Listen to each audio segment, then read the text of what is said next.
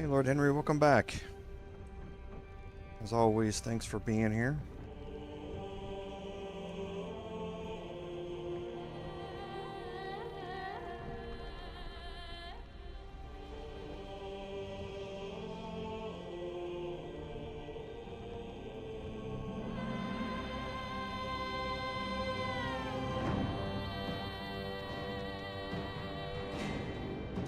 Yeah, there's good stuff here. I'm glad to see that the Bard and the Paladin playthroughs have diverged a little bit.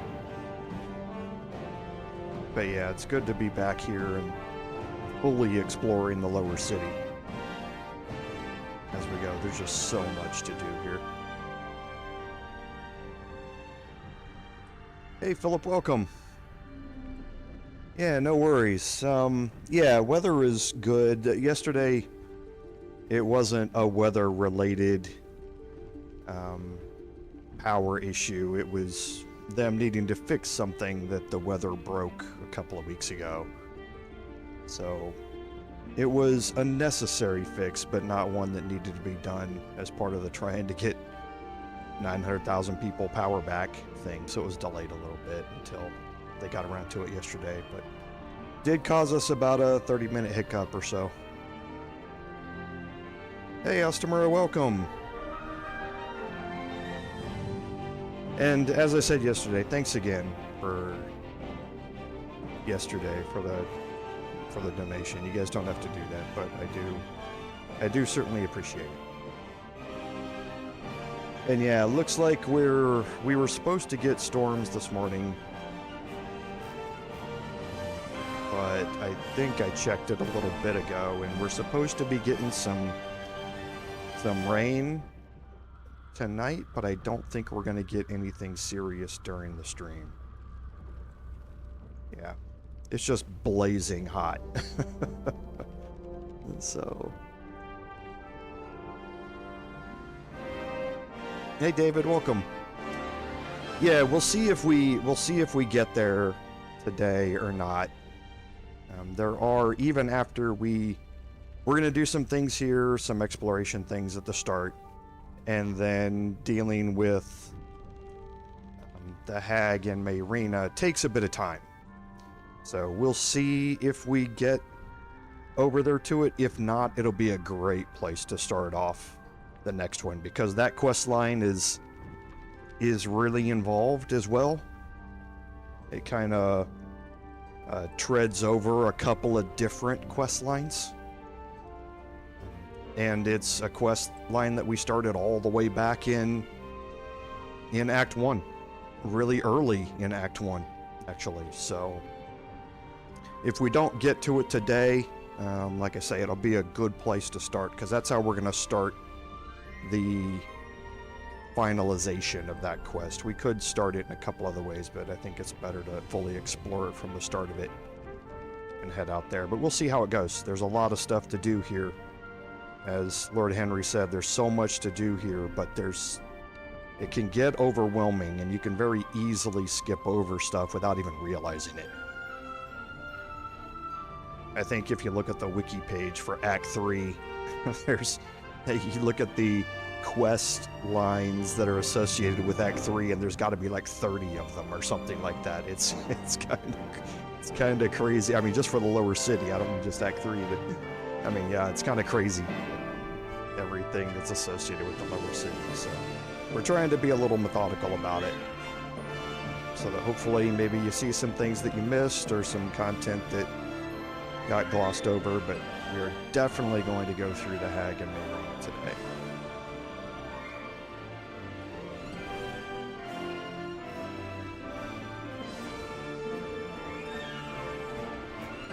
And there's a reason not a lot of people completed a quest line associated with Oscar.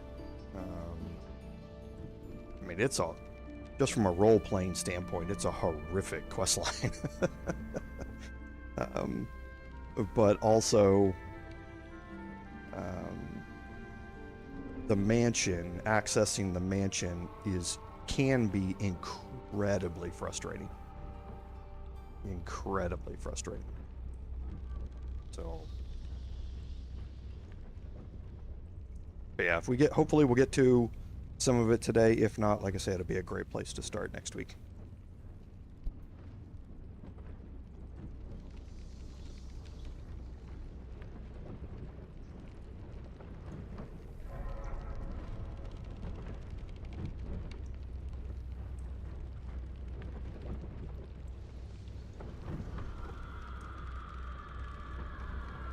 Andy, welcome. Hope everything is going well this evening for you.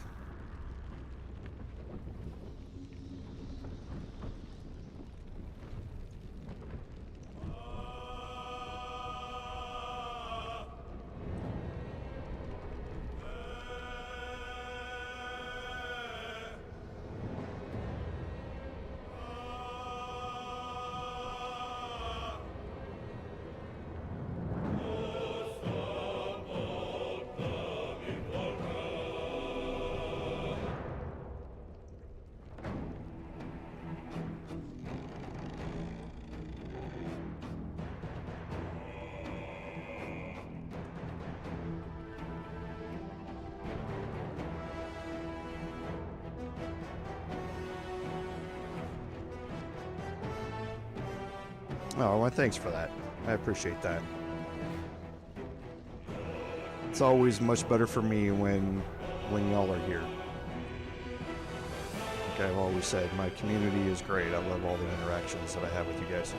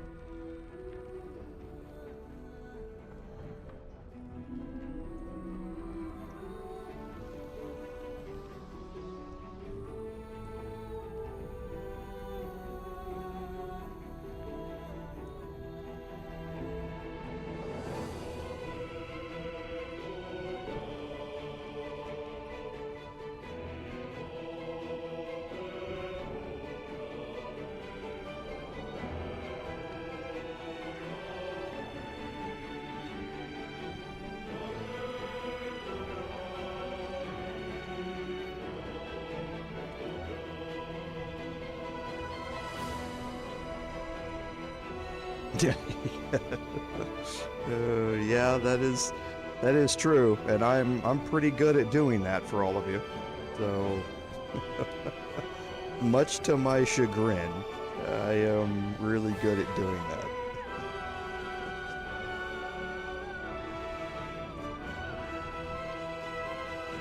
There's one part today where I know it's going to be tricky, and I know it can go wrong, and I'll be anxious to see if I can avoid it.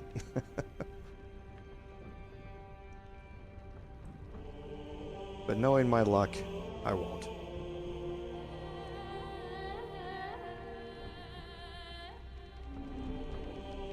Oh boy, yeah, I just checked the weather. Yeah, it's currently 91 Fahrenheit, on its way up to 93. I think that's, what, 33 Celsius? But the humidity is so high that it feels like 104 Fahrenheit, which I think is 40 Celsius, is what it feels like here where I'm at today. And this is only June. This is only June. Once we get into late August, oh boy.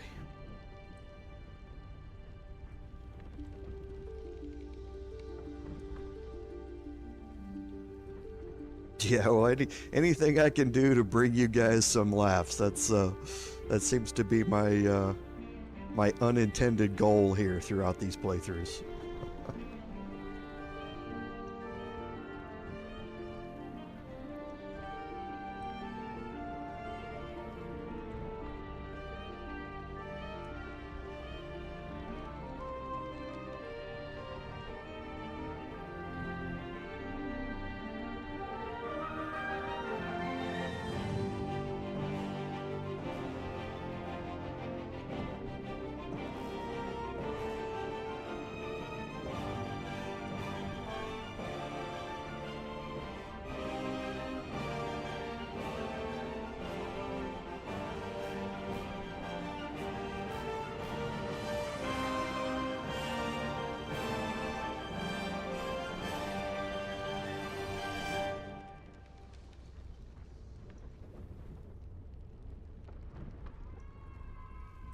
Oh, nice. Well, early happy birthday. I'm sure I'll be wishing it to you again next week as well.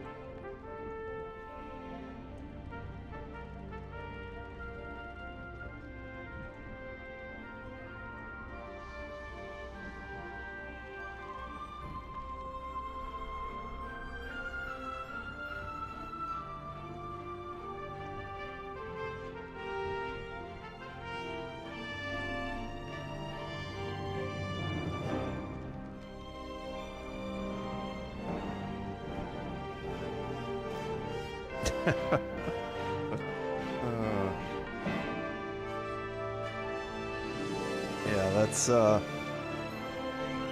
kind of my problem now as well.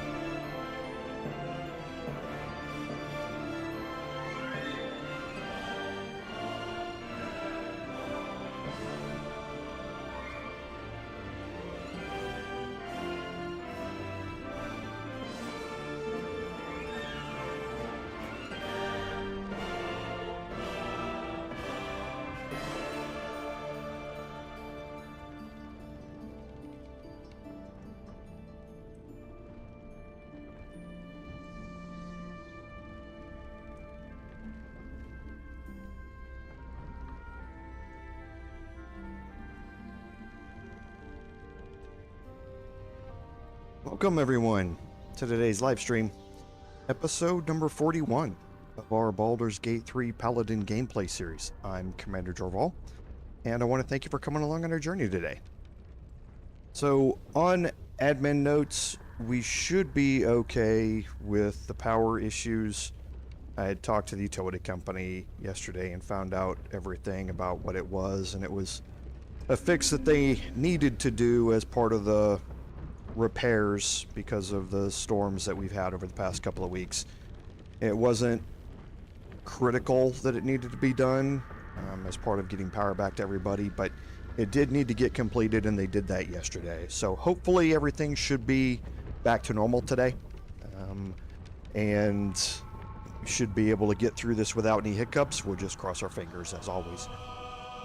So I think that's it for the admin notes. On our recap, at the end of last week's episode, we had finished up with an ambush on the beach. We had some Sahagin which had come in and unexpectedly attacked the beach. We mopped them up pretty easily, and that got us enough for level 12.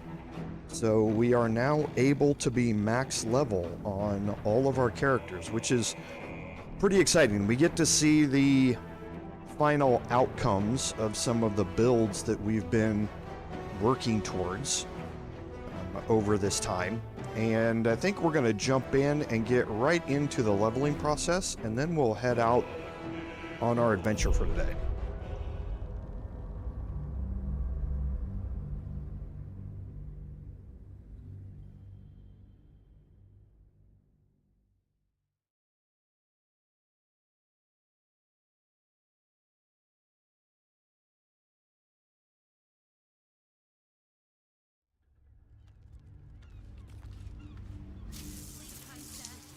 Okay, here we are. Now, if you remember at the end of last week's episode, I said I was going to handle some inventory management, and I did. I went and took care of looting items and selling some of those items off so that we could not have to sit through doing that. And remember, this is the remains of the Saugin ambush that we had down here on the shore at the docks. So we're going to quickly, you can go ahead and you can talk. Gods, all we wanted was a nice dockside walk, not an unscheduled menagerie visit. Down here to everybody, but there's nothing, there are no quest lines or anything like that down here that I remember. Did you see? They popped up out of the water all around me. Bitch Queen's mercy. That you can get because of anything down here. But you can, there is a lot to explore down and around here, and we'll delve into some of that a little bit later. But because we're going to be opening up some of this area today. So we'll just go ahead and we'll do some quick walking around. We have a vendor here, Old Troutman. Thanks again for dealing with those Saugin. You saved more than just my livelihood. A bit quieter after the Saugin attack, but that's to be expected. Loyal customers will be back. Fish mainly. The Flaming Fest commandeer the best stuff, but I can show you what I've got. So another way to pick up fish here, and remember, fish can be fairly important when you find Tara on the rooftops ready to vend something, so that's why Gale has a couple of fish in his inventory left over. God's willing, there won't be any more of those things. And again, various people that you can talk to. That was incredible! And just think, what a story it'd make when fish fight back.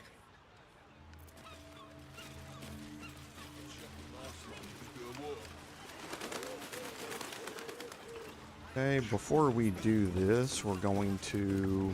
What am I to do? Got a lot on my mind, and, well, in The it. very same on our wedding night. Just discussing the weather, dearie. Nothing of interest to you. Plenty to do and see in the gate. No need to barge in our private chat. Okay, so we've opened up this... Another step forward. Things to be like this. You see here, there's a conversation happening. Nothing's below her. Not if she thinks she's overcut. Let's just keep our heads down. Easier for you to say. I want to have a word. That salt air does me good. Say what you will about the city, but at least everyone can find a sea view easy enough. I just want to check something here real quick. Go on, away with you.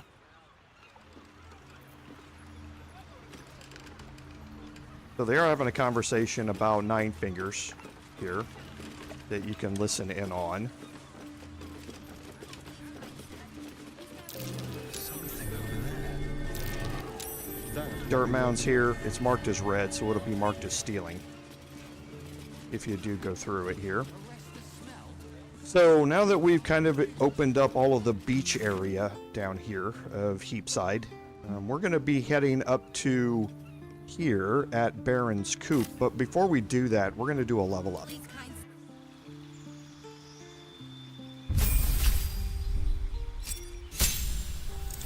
Okay, now Fighter level 2 finishes out our Hexblade Paladin build.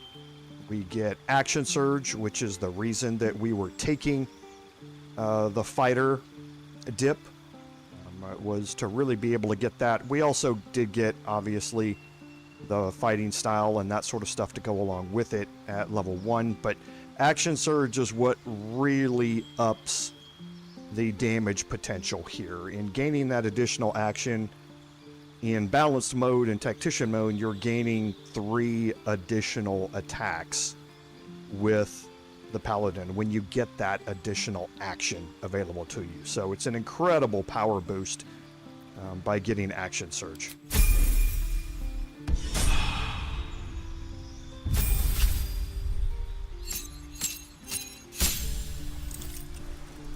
Okay, so for Astarion here, we have some choices of what we could do.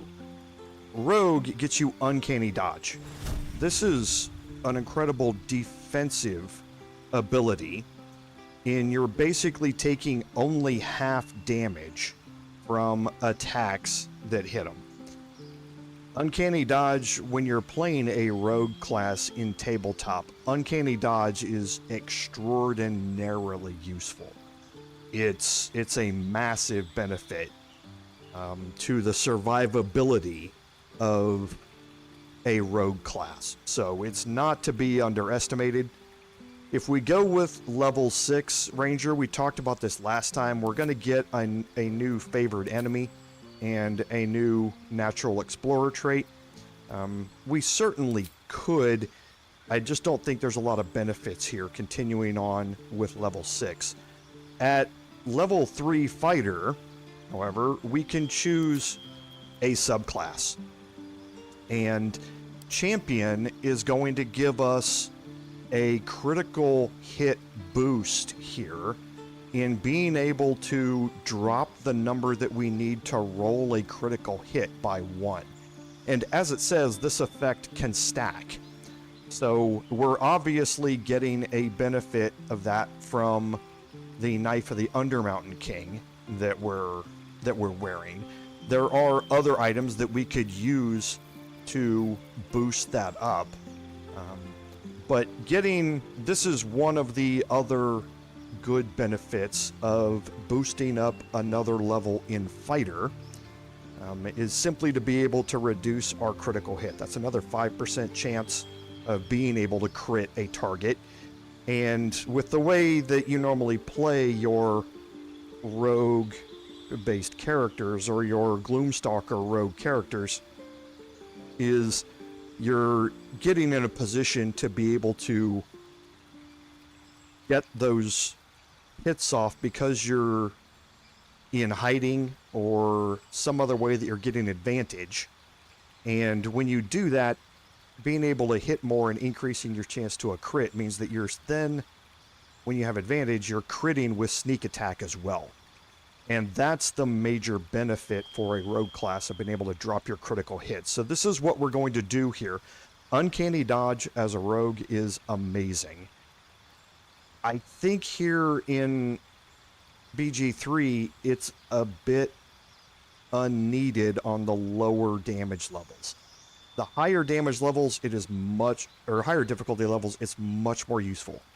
On balanced, I'm not honestly too worried about him dying. We normally don't put him in positions where we're going to be taking those big hits, and even then the game seems to be coded to focus on things other than him. So while Uncanny Dodge is great, I think Champion here is a much better addition to our build here for the Gloomstalker Assassin.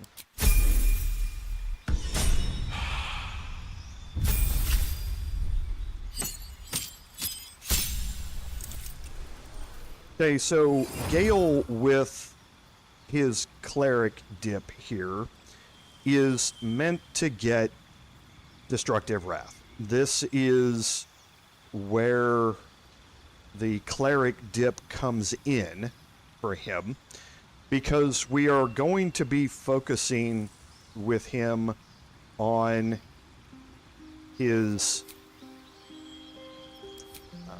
lightning-based spells, as well as his cold-based spells for the wet condition. And because of that, we can then invoke Destructive Wrath to do max damage on our lightning damage that we're going to do.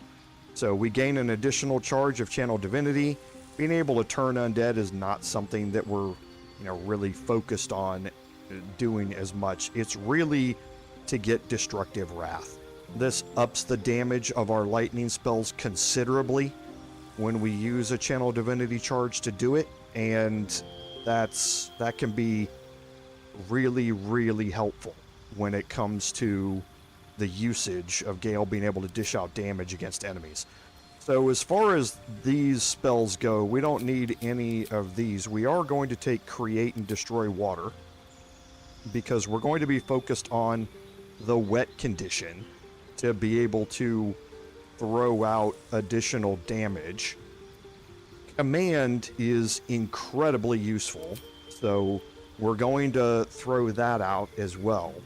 And then we're going to take a concentration-based spell. Our chance to hit with Guiding Bolt may or may not be very good, but what we are going to do is we're going to alternate between Shield of Faith and Protection from Good and Evil for our build. For now, we're going to take Shield of Faith, though.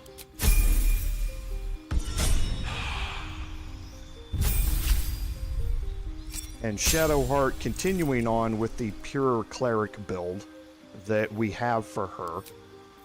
So we're going to gain an additional spell slot here on our prepared spells.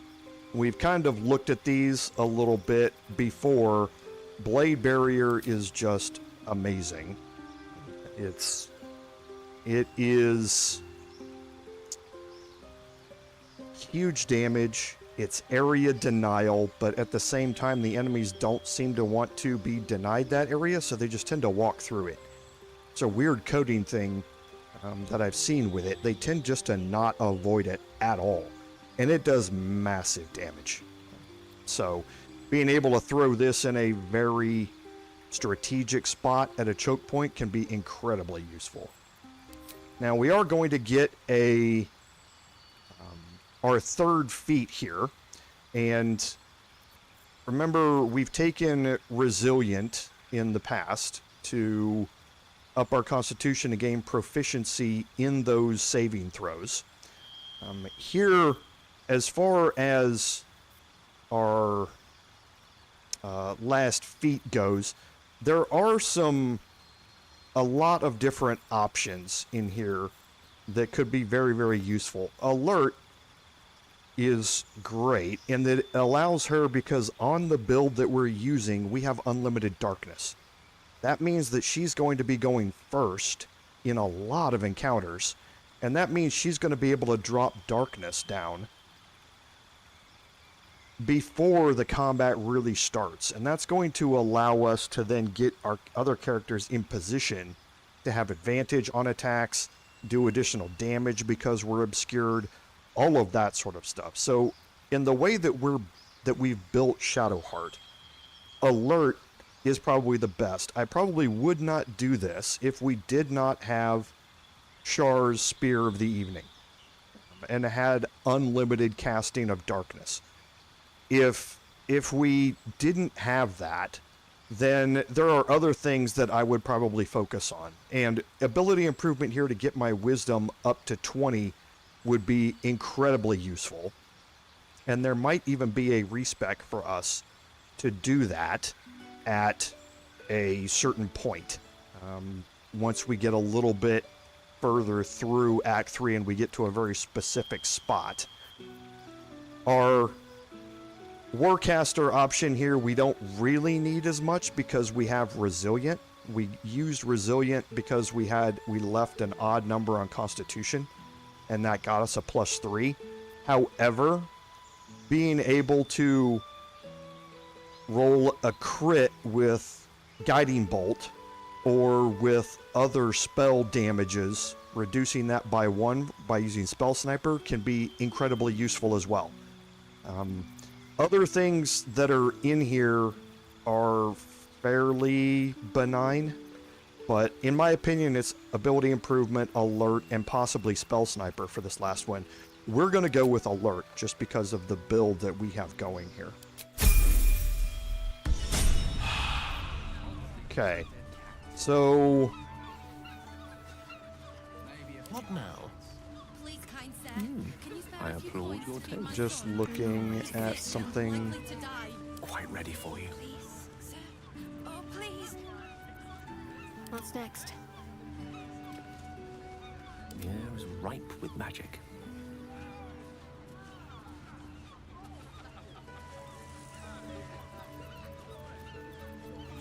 Okay. Careful, I'm bad. Please, kind sir, can you spare a few coins to feed my son? Still breathing. He's I'm sick. just and looking, likely doing to one die. quick look Please, through my Oh, please. spell listings here. Okay. Alright, so looking at our journal here, we're slowly working our way through a bunch of these additional quests that we still have out here. If you remember, we picked up Save Vanra at the very start when we came into the lower city at the Basilisk Gate. We went into the Flaming Fist barracks there, and we talked to Laura, and she wanted us to go to the Blushing Mermaid to try and find out what happened to Vanra. Okay? We also have picked up Help the Hag Survivors. We found a poster that mentions a meeting for people who have survived hags. It's being held at Baron's Coop. Right? These two are intertwined with each other, and we're going to be dealing with both of them today. So as you can see, Baron's Coop is really close to us here. Please, kind sir, can you spare a few coins to feed my son? He's sick and likely to die. Please, sir.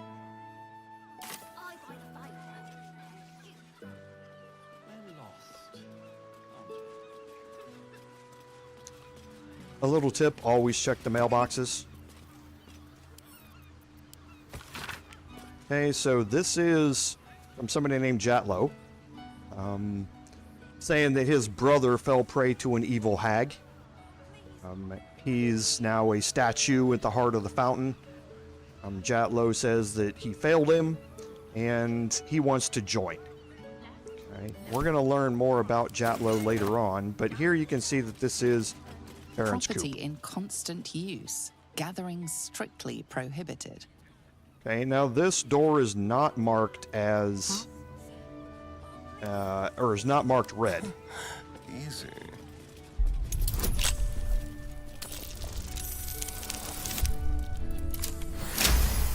Oh no. It's never any good when we start off the stream with a nat 20. I'll give it a shot. That's curious. Okay, we did get a perception check that immediately went off, and it highlights this eviction notice. But here on the ground, immediately inside is a letter.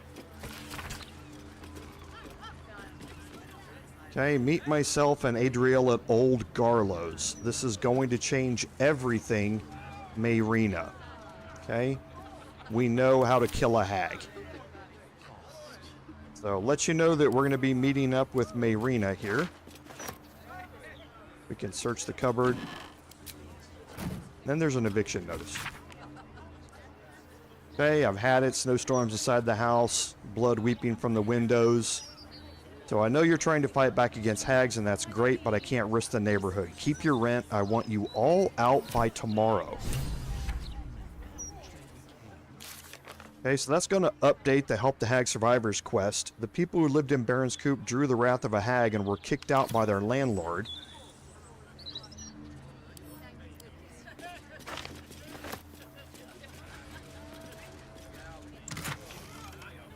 Okay, in here is some hag research notes, and it talks about some stuff that they were trying to craft in their fight against the hag. There's a barely legible letter here on the table. Dear Ms. Adriel, Clegg found a place. A nice old man named Mr. Garlow used to live here, but he says he doesn't anymore. We can hide from the hag or fight. Now this is going to update the quest again. And now we know we found somewhere in Old Garlow's place. So that is where we are going to go. There are other things that you can obviously pick up in here, if you'd like. If we look at our map, we now have a new icon on our map. Help the Hag Survivors go to Old Garlow's place. Right? Now there are a couple of different ways, or a few different ways, I should say, into the western half of the lower city. You have the central wall, which traverses, or which breaks the lower city into two halves, the eastern half and the western half. There are a couple of different ways in here. We want to come in through this gate down here, and that's just to try and avoid an interaction that we're going to have. So let's go up here, and this is the gate we're going to go through. Time to press ahead. Look at me. Gonna be okay. Oh shit. We need to tell the flame in the face. Get this kid some help. Have them lock us up for 2 murders we didn't do. Scared to come here anyway. Okay, so we've already talked at Philogir's Fireworks, and I'm sorry, that's not the gate. The gate's right over here.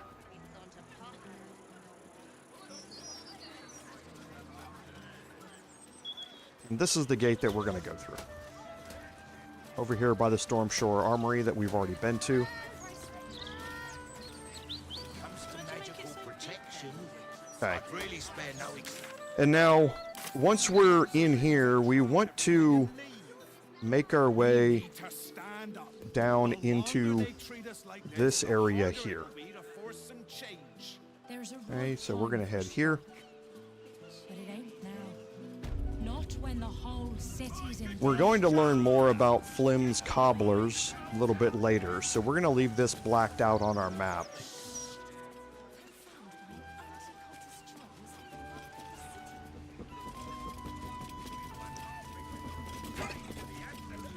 And we have a letter here for a notice of condemnation for the house. They've condemned Old Garlow's place.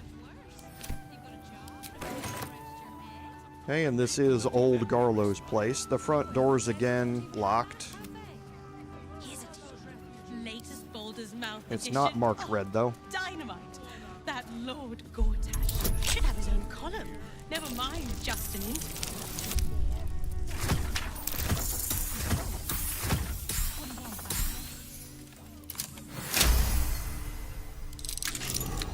Is that blood? Okay, and now we can head in here. Won't allow it. You can get a glimpse that Adriel, who we learned about in the letters, we now know that she's a cleric of Helm. We have Jatlo, who we read about here earlier, and Kled, again, who we learned about earlier. So all three of them are here in this new location, and we're going to make our way in and talk to them. Again, various things that you can search around in here and that sort of stuff. Valiant. And I'm glad to call Okay. you friend.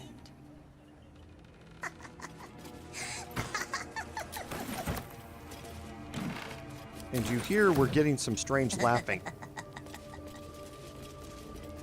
happening here. Honor won't allow it.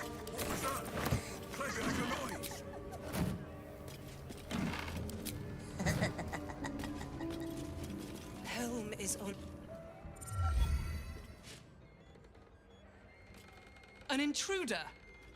These people are under my protection. I'll not let you harm them. Hearken to my words, wicked creature. Return to the pit of evil from whence you came. Don't listen. Who knows what spells it weaves around us? Quickly, cleric.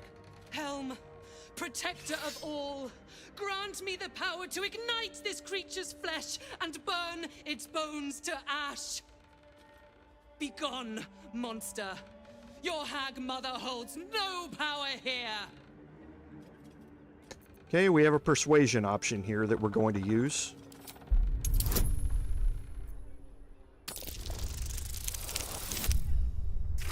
That's going to be a big number.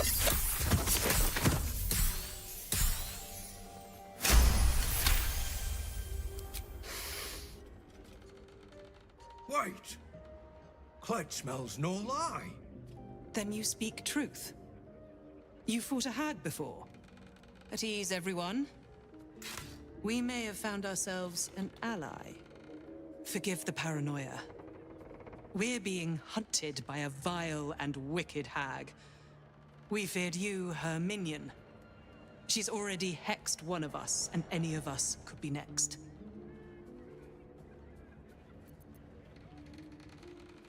Not necessarily. You see, all of us here have fallen victim to a hag's vicious ways. But instead of succumbing to despair, we rose above it. Thanks to Mayrina, our leader. Together, we've been helping others who've suffered at the claws of a hag.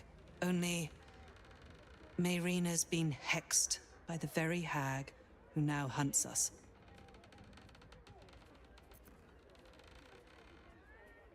You're the one that saved her. The one that ventured to the depths of Ethel's lair. I can hardly believe it. You look so... normal. By Helm, perhaps there is hope. If anyone can help Mayrina, it's you. She's upstairs. But be warned. She's not as you remember her.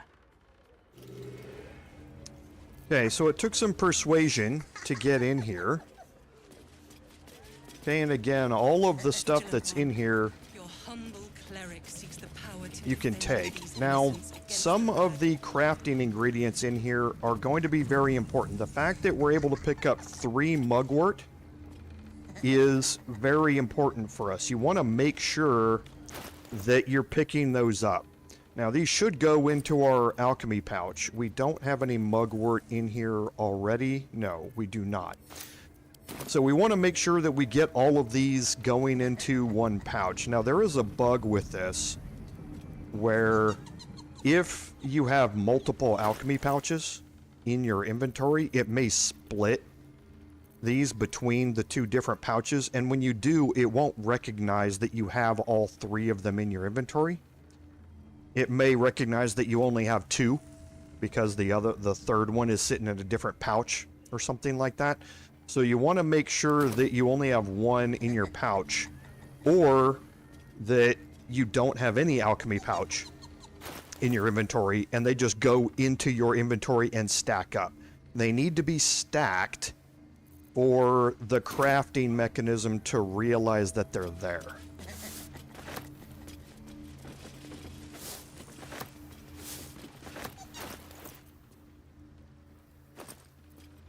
Oh, so we did have 1 mugwort. So we've got 4. They are stacked up. That's perfectly fine. Everything should be okay now. But we can test that. If we go to essences... actually, it's not mugwort we needed. I take that back. It wasn't. It was acorn truffles that we needed. So I talked about all of that for no reason, but it applies with all the others too. We're going to need an essence, and that means we're going to need 1 of these. Swarming toadstool and acorn truffles are the easiest ones to find, but we need to be... we need to make sure that we have them stacked in our inventory. That has not changed when we do the craft. Okay, so this is just a journal over what they've been through. They met some nice people. They had an encounter with some redcaps and the rats and a hag. The landlord kicked them out. They found a new place to stay, and this is kind of where they are now.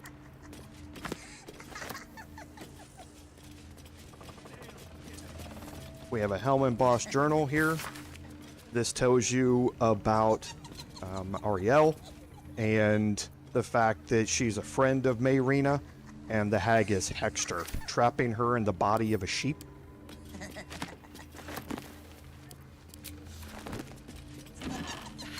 And we're going to see that here in a second. Very well.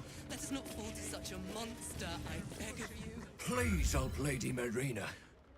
She's nice and kind and sweet to Cled. To everyone. No. Cled isn't good at hag magic. Can't help sweet Lady Mayrina.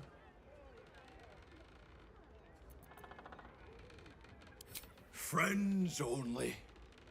Lady Mayrina is too pretty and kind for the likes of Cled. But if you can't stop the hex, Cled will take care of her. Feeding, cheering, scratching behind her ears. Cled will do his best. Okay, so we'll talk to Ariel. Or Adriel, sorry. I'm glad you're here. I clearly lack the power to keep the hag and her hexes away from Mayrina. You are kind. But I serve Helm, and failing to keep this hex from Mayrina is unforgivable. In both his eyes and mine. None.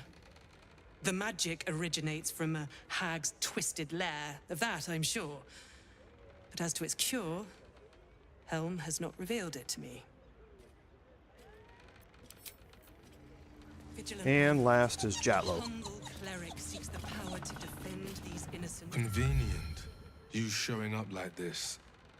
You may have the others fooled, but I shall be keeping a close eye on you.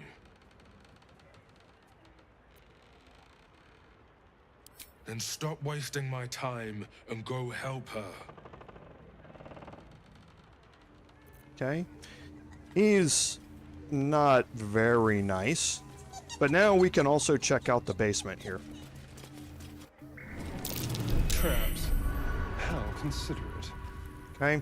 Immediately after we came in, depending upon how many people you bring down here, you're going to be in range to detect traps. There is work to do. And we want to detect all of these.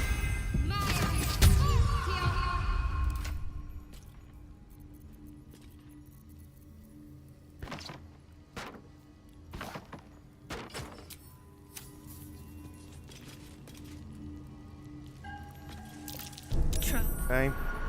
That gives us advantage on the perception check there. Watch your back. No time to dally.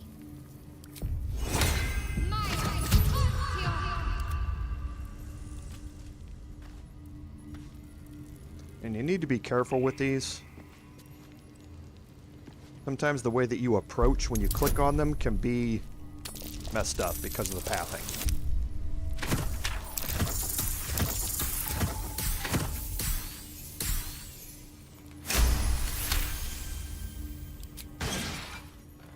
Okay, so I tend to go back.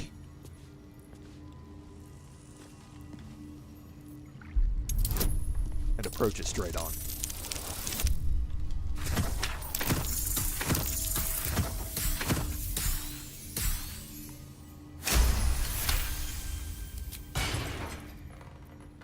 I wonder what the next move is.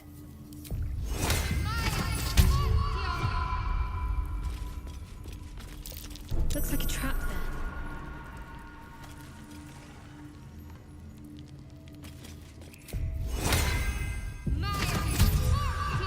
What a day. A trap. Someone doesn't like visitors.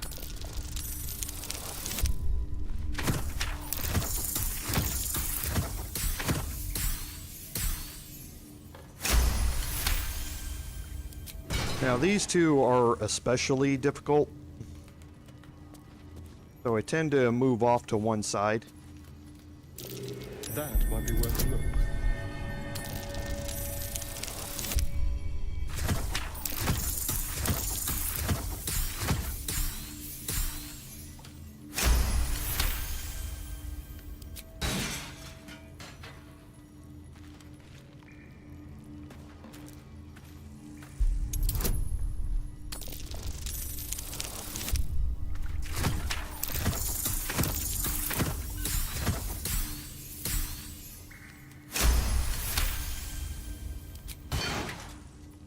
Okay, and you saw that we have something over here that Astarion perceived. And if you zoom in and look at it, you can see that it looks like a pressure plate down here.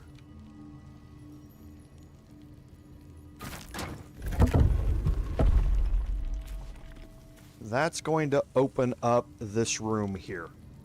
Can't afford to stay idle.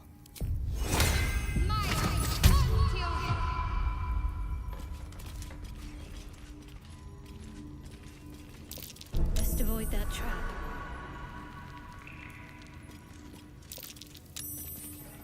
Okay.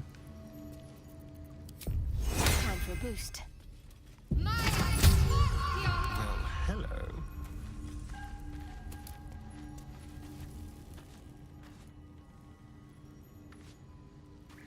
Traps. How considerate.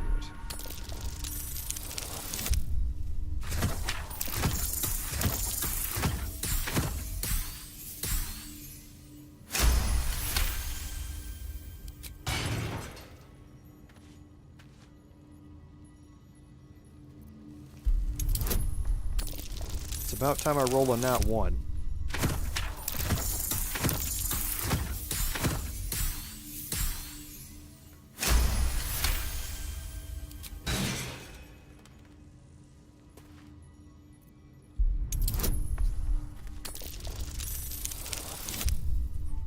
Getting close.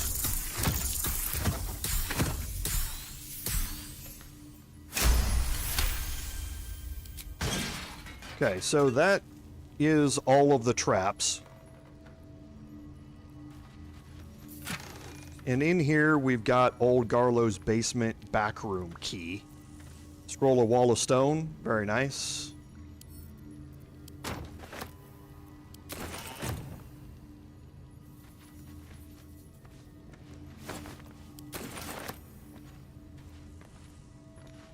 Step quick. Okay, and then we have 2 doors here.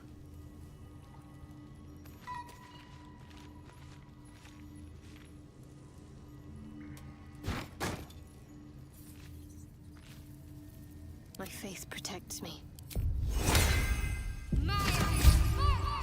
Someone there? And that's going to use old Garlo's basement backroom key.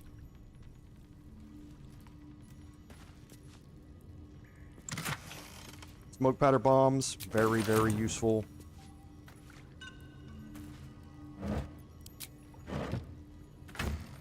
Traveler's chest with some ingots.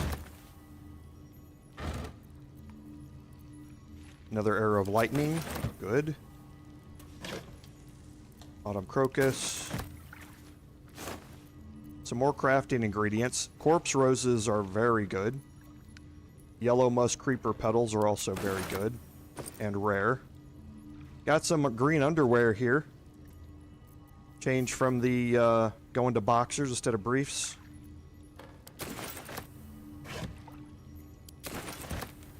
And then here we have the cupboard. And then on here we have a note from Garlo saying that he's taking off. His master's has died. He's going to Kalimshan in the morning. And please take care of this little place. Obviously hasn't been kept taken care of.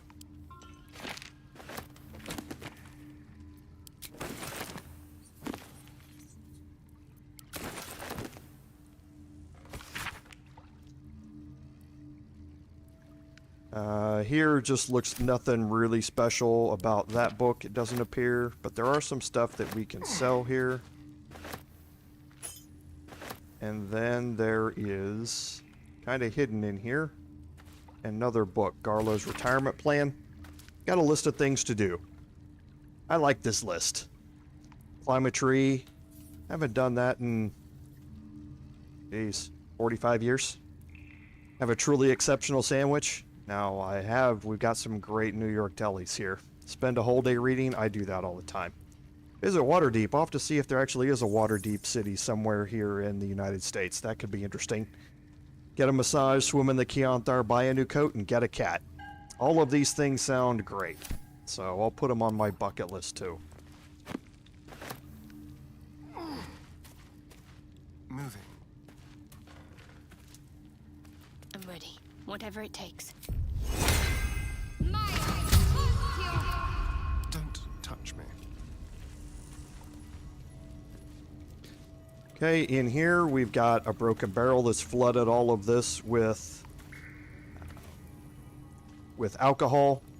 Again, just some stuff that we can search in here. There's going to be more camp supplies and that sort of stuff. We're going to pick up the 2 bottles of water.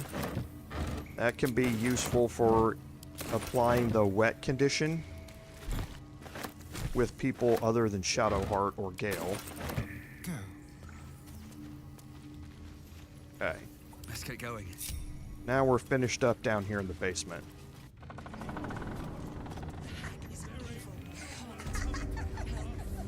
Okay, so let's head upstairs. These boots have seen everything. We do have Speak with Animals on. There's Connor. We remember Connor from Act 1. I should speak up. Damn it!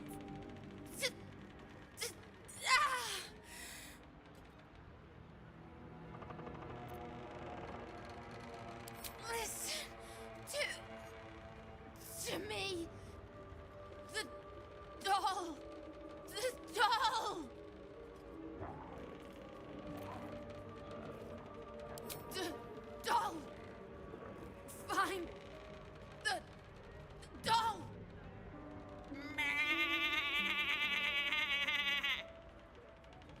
Okay, so she wants us to find the doll, and if you've been paying attention to the upper left-hand corner, we found the source of the laughter, and it also happens to be the voodoo doll. Now, if we look at our quest log, we need to find this doll. It must be connected to her curse. Okay, and it is. This is a voodoo doll. Everyone knows that voodoo dolls, when you inflict damage on the voodoo doll, you also inflict damage upon the person it is meant to hex. So when you look at this, it's got the bad omen trait. There's something suspicious about this doll, and it says it's cursed. Okay? Now it's resistant to a whole bunch of things, right? And it's got 30 hit points. Whenever you damage the doll, it's going to damage Mayrina. And that is bad. So you want to find another way to deal with the doll, and that way is remove curse. Okay? That is what we are going to do. However, when we do that, something is going to happen.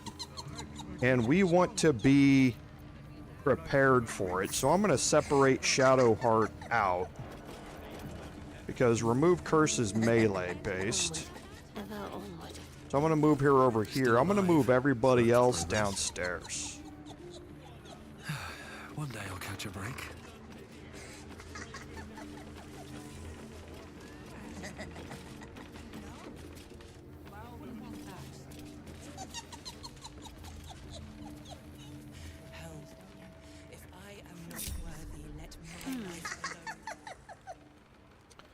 And now I'm going to have Shadowheart cast Remove Curse on the doll here. Actually, what else do I need? Okay. No, that's fine. I can do without it. You removed my hex. That's annoying. I wanted to play a little longer. Auntie likes her toys broken. She's not going to be happy I had to get my hands dirty.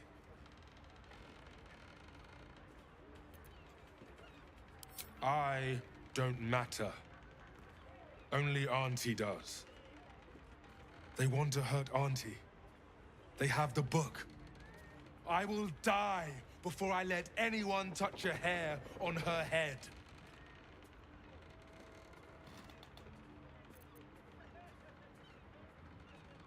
Ha!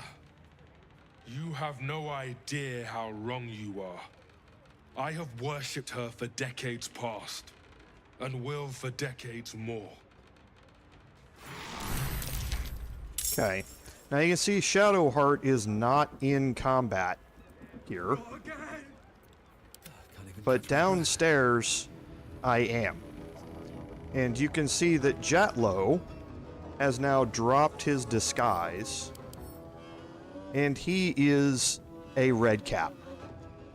He starts out with Bloodlust, so which is bad. He can attack 3 times, and it's going to regain 3d6 hit points if it lands a killing blow. Okay? It's got Ethel's Twisted Blessing, so it has an additional 40 hit points. Their strength and constitution scores are increased by 2, and their attacks deal an additional 1d12 slashing damage. So he hits hard. He's got a multi-attack. That's what's giving him the 3 turns here that go along with Bloodlust. He's also... His Bloodlust is subdued when there are traces of alcohol in a target's blood, which means they will primarily target creatures who are sober. Okay, now this is a way to kind of manage who gets attacked here. So if you want them to avoid targeting Gale, then give Gale something to drink before this encounter. And he has Steeped in Slaughter. He's got advantage on attack rolls made against bleeding targets. So he's not to be somebody to be underestimated. The other thing about him is he's got an armor class of 18. Now 3 of that is from dexterity. So we want to try and make sure that we remove that dexterity bonus as quickly as we can here. Okay, to make him easier to hit. And you can do that by dazing a target. They can't take reactions and they lose their dexterity bonus to their armor class. Right, so we can do that with a bonus action here, and we are certainly going to do that. Swift as my feet can carry me. Okay, now the chance to hit here is 90 because this is the first attack, so we've got favorable beginnings going into this. So let's hope we can land this. Perfect. We're not going to Divine Smite on that. So now for the next 2 turns, his armor class is 15. Okay, which makes him much, much easier to hit. So now we can go to town on him. Boom goes the dynamite. Boom goes the dynamite. This treacherous prick. Okay, he's got an Ethel's Lair key, which is going to be very important for us. My lord. And there's a note here that we're going to pick up.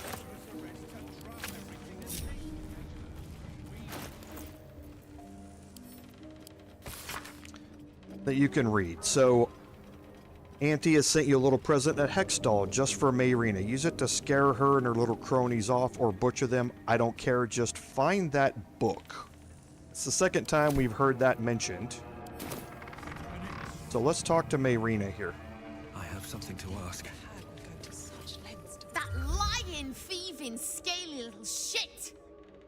Thanks for knifing the bastard. That makes twice you've saved me. I'm starting to think you're my guardian angel.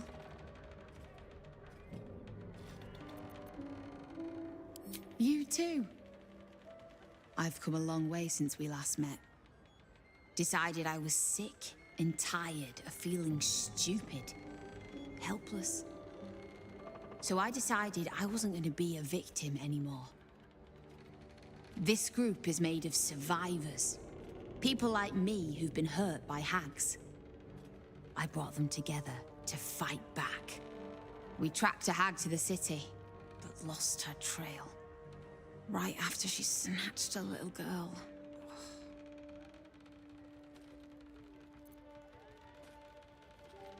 None. Her mother has no idea of what she's up against. Poor woman thinks the Fist will be able to help her. The moment I started investigating the missing girl, I felt the Hag's eye on me. Next thing, I was sprouting wool and bleating up a storm.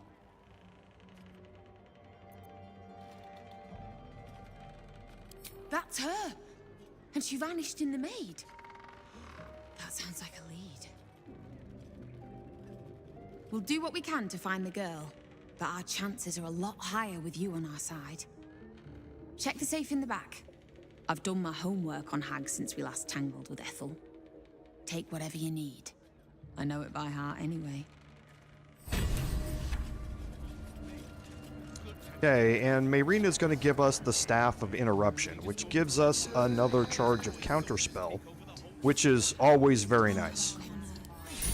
Okay, so now you can see where the two quests are now overlapping. Okay, so the quest for help the Hag Survivors has been completed, and now we have a new one, Avenge the Hag Survivors. Right? Now, and Lord Henry, I don't think that's the same red cat from the circus. I could be wrong. I haven't paid attention, though. So, the way to deal with Jatlo here that we just saw, remember when we came in here, we had to pass a persuasion check. If you fail that persuasion check, you're going to get into a fight with Kled, Adriel, and Jatlo. Now, you obviously don't want to kill Kled or Adriel, so if you do manage to get into a fight because you cannot pass the persuasion check for that, as soon as you get into combat, go hit Jatlo, and as soon as you hit him, he will drop the disguise, and everyone will see that he's a red cap, and then Kled and Adriel will become allies to you just like they were in this fight.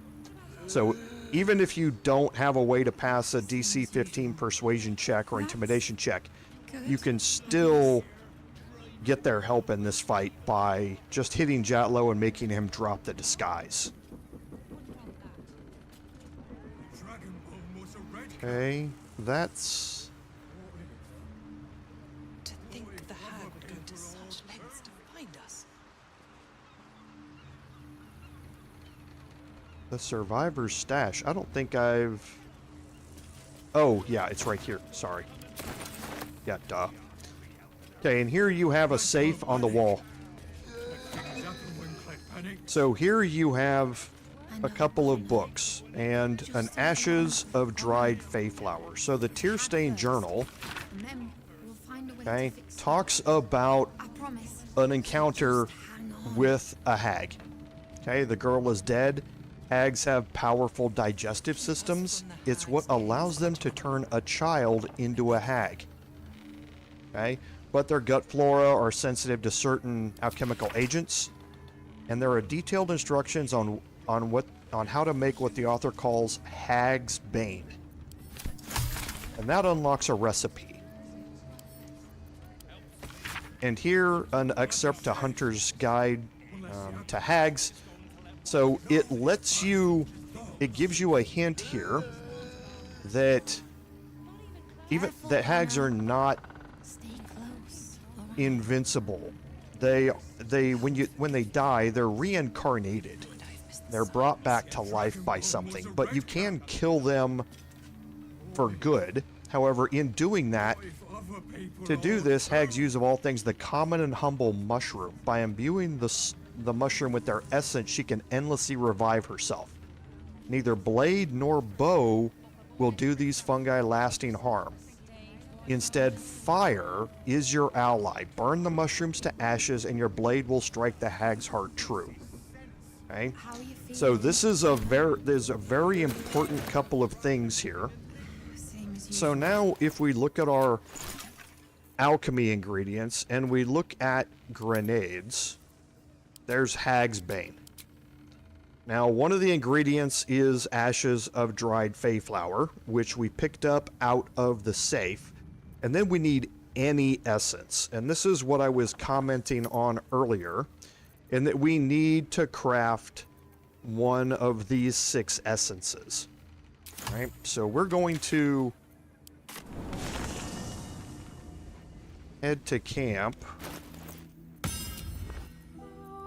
We're going to look in our traveler's chest at our alchemy pouch, and we're going to look. We have dragon egg mushrooms. We have 5 of them. We also have 6 acorn truffles.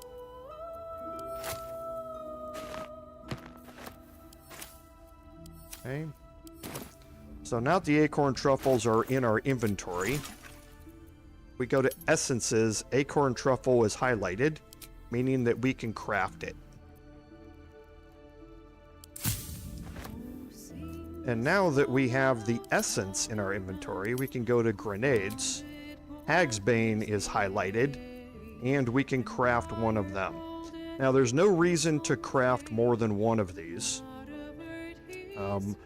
They're not going to be worth anything, so you can't sell them, so there's no reason to get a transmutation wizard in here to be able to craft multiples of these. It's got one purpose and one purpose only, and it says in the description, disrupting one in the consumption of that power could be cataclysmic for the hag. And this is something that disrupts the hag reproducing another hag after they swallowed a child. Okay, so now we should have the Hag's Bane in our inventory, and that's exactly what we wanted to have.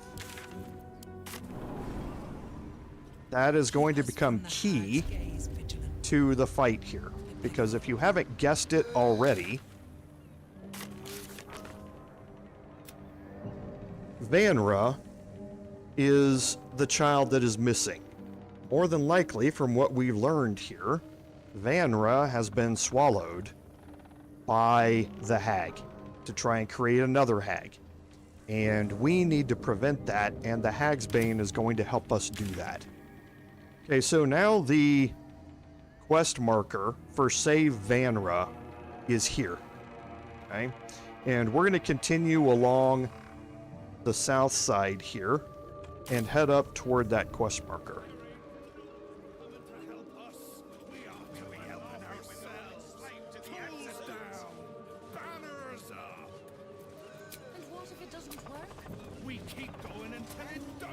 You seen any gazetteers around? Need to see if the new edition's out yet. What do you think happens to the old brides anyway?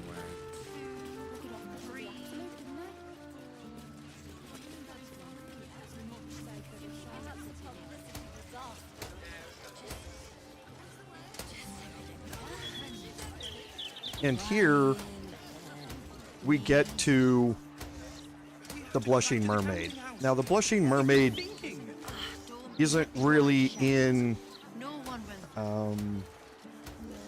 isn't really like this in the lore of the Forgotten Realms. This is really probably a combination of 2 different taverns in the history of Baldur's Gate.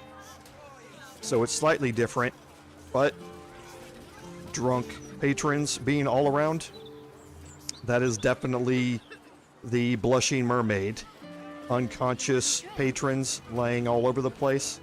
So you can see this is, as we learned back in the early access version of Encounters with the Grove, before they changed the dialogue, you learned that there were 2 major taverns here in Baldur's Gate, the Elf Song and the Blushing Mermaid. The Blushing Mermaid being the more rowdy, more dangerous of the 2. And you are certainly getting a glimpse of that when you are here. But this is the Blushing Mermaid. So this is where we are going to look for investigating Vanra some more. So let's head in here.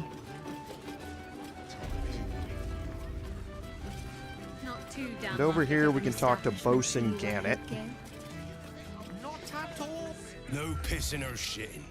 If you break it, you pay for it. Any fighting and Captain Grizzly will shank you. Got it?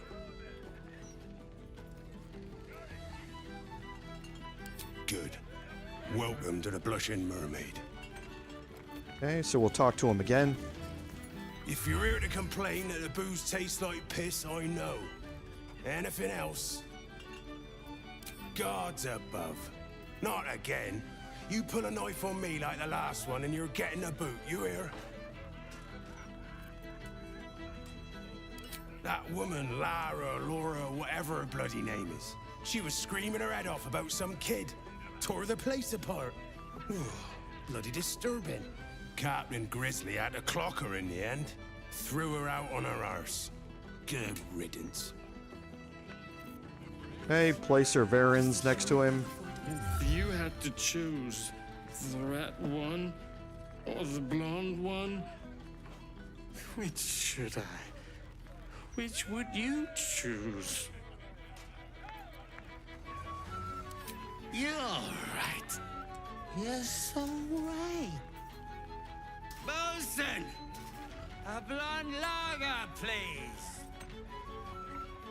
Doesn't matter what you choose, he's just going to continue getting drunk. We saw the advancement of Save Vanra here. So Laura was behaving strangely. She pulled a knife. Captain Grizzly had to throw Laura out. We should speak to Grizzly about it. Everything in here is going to be marked as steel, by the way.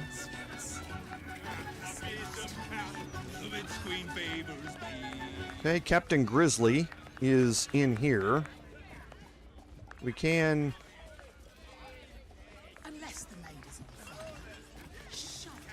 make our way around here and talk to a couple other people. There's nothing special in here.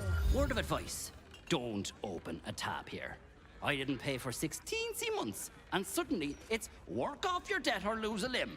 Not a bit of reason on them. But there is some pretty funny dialogue that's happening through some of the characters up here. You're some big fan of Duke Gortash. Turn your ass around and walk. Preferably straight into the Arbor waters. Yes, just further reinforcing that the Blushing Mermaid is what it is. It's a fairly bawdy place to be. You see, we've got a whole bunch of these tipplesome patrons that are around here. Tipplesome meaning that they've had a bit to drink.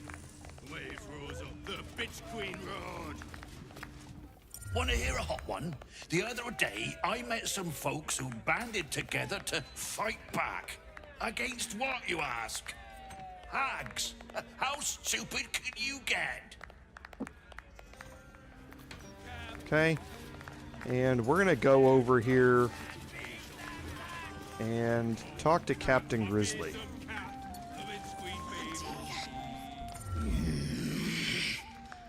Can't a captain be bloody hungover in peace? Oh. Why, hello there. Captain Grizzly at your service. What can I do for a long drink of water like yourself? If you are incredibly perceptive, Captain Grizzly said something at the end of her last sentence when she said, "Well, hello there." If you change the accent of that just slightly and you go, "Well, hello there," and you add petal on the end of it, you get a hint about what's happening here. Oh, not this claptrap again. Listen, Laura was here, all right? Knocking back pints like there's no tomorrow. But she was alone. I saw head nor ass of this so-called kid, and when we tried to kick her out, she pulled a knife on my front man. Bet she didn't tell you that bit, huh?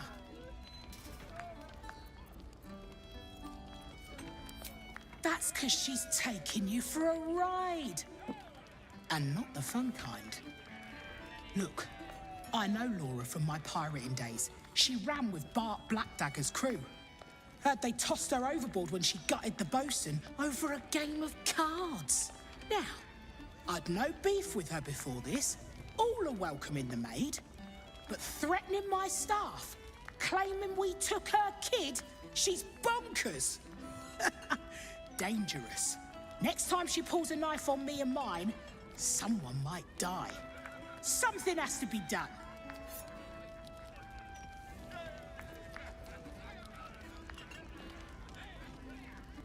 There's one way and one way only to shut someone up.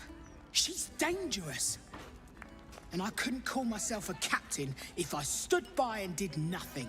I hate that it's come to this. But I'll pay a hoard of gold to whoever scuppers her. Permanently. Okay, now there are some options here on how you want to go with this. Okay. Absolutely not. I refuse to do your dirty work is going to start a big combat encounter. And doing so without pre-positioning your characters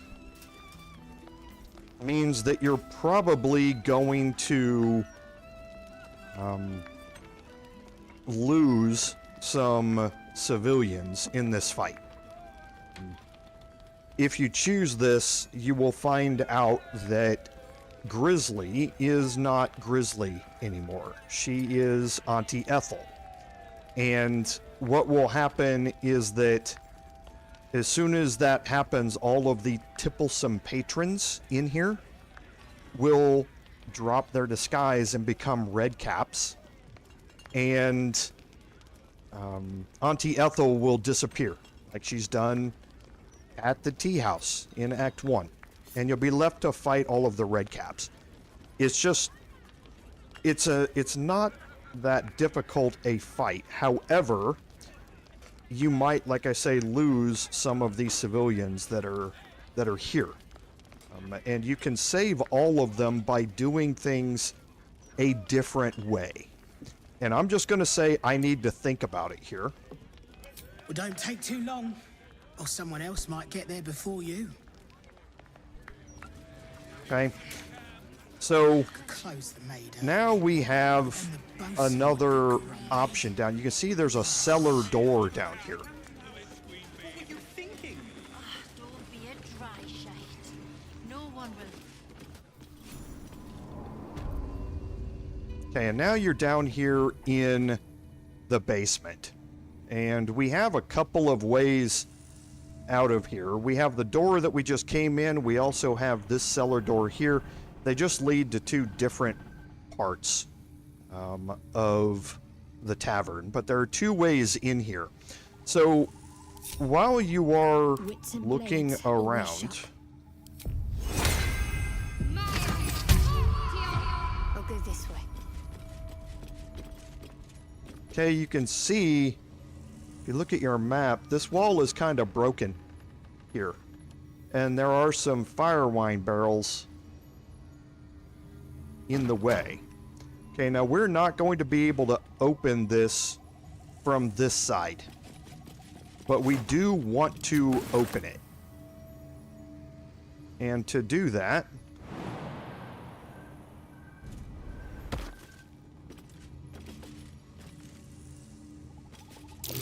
Something over there. so we passed an investigation check here. We've seen these shimmering walls before in the Hag's Lair.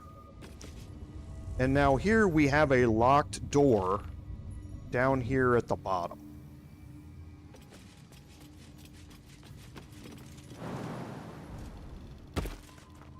Now for this, I want to make sure, okay, that we have the silver pendant here.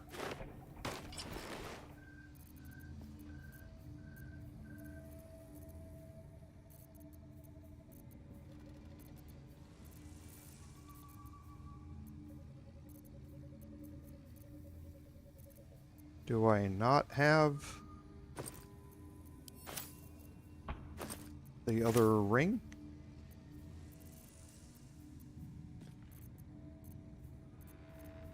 Okay, for some reason I must not have... Oh, yes I do. It's right here. Okay.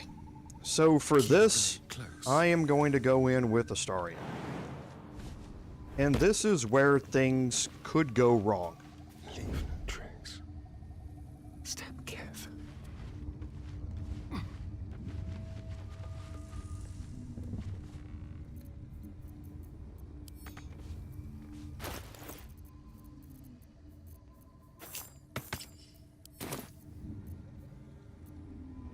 Okay, so we've got the double doors. We're going to lockpick.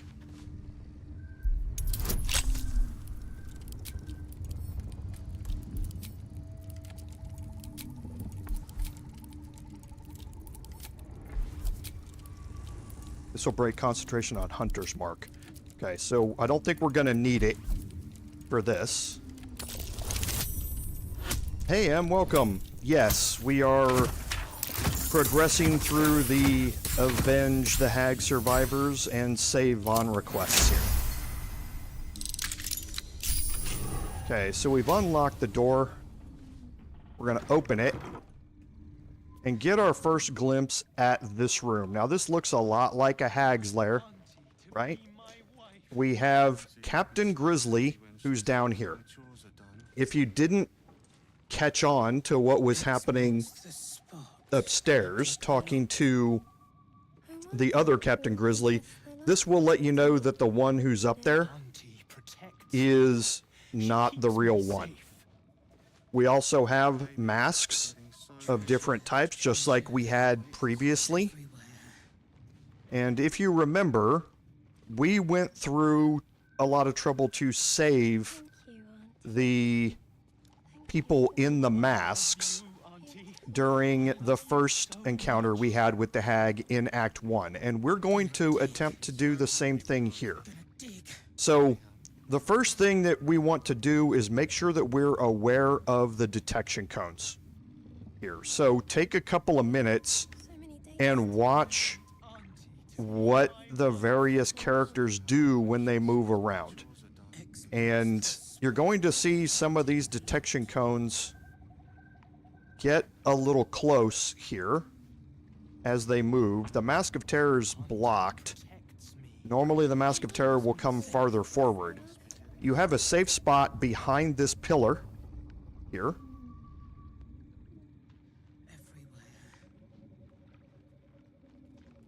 And you also need to watch which direction they turn. They may be facing down here, but if they turn to their right, their detection cone may briefly overlap your area. So you want to make sure you know where they are and where they're going to be looking. So I'm going to cast guidance on myself. I'm not too worried about losing Hunter's Mark here.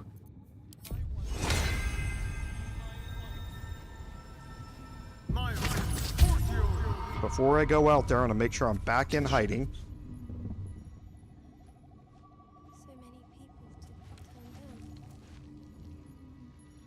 This feels uncomfortably familiar. Okay, so I made 2 successful perception checks.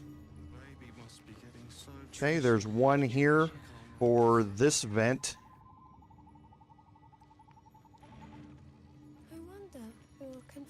And I can't see the second one. So again, I'm watching the detection cones here. You do not have to disarm these vents. They're not necessary as long as you can perceive the trigger for the vents. Okay, but I'm going to do it anyway since it's fairly safe here. Going into turn-based mode does not necessarily stop everybody. It will stop some of them that are closest to you, but not necessarily all of them. Someone doesn't like visitors.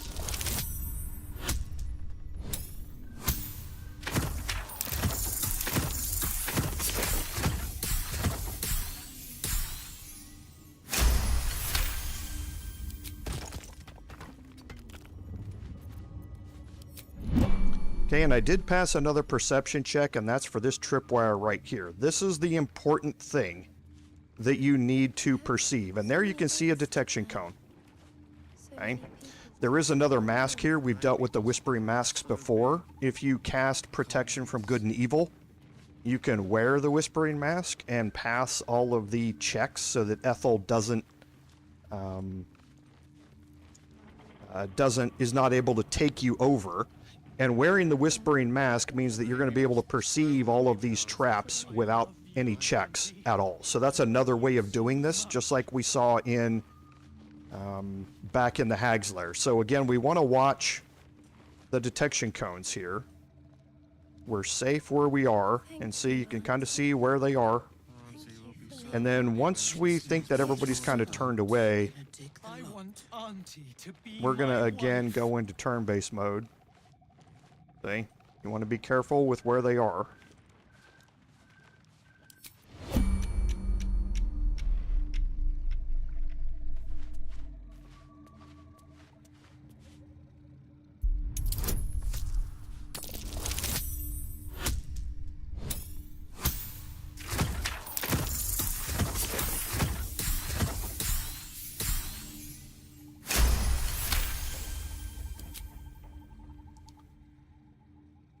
Okay, and then we can just safely move in here. We failed a perception check. That was for the other vent trap that's in here. The baby must be getting so big. Okay, and now we have another lockpick on the wooden wall here. Okay, now this one's a higher DC. So what you can do is make your way back out of here. Quietly. Carefully. Baby must be so happy with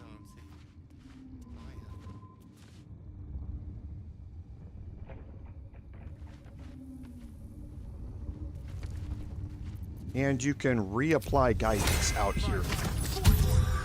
And then immediately go back into hiding. Not a sound. So happy when she sees my chores are done. I want Auntie to be my wife. What fun. Treasure everywhere.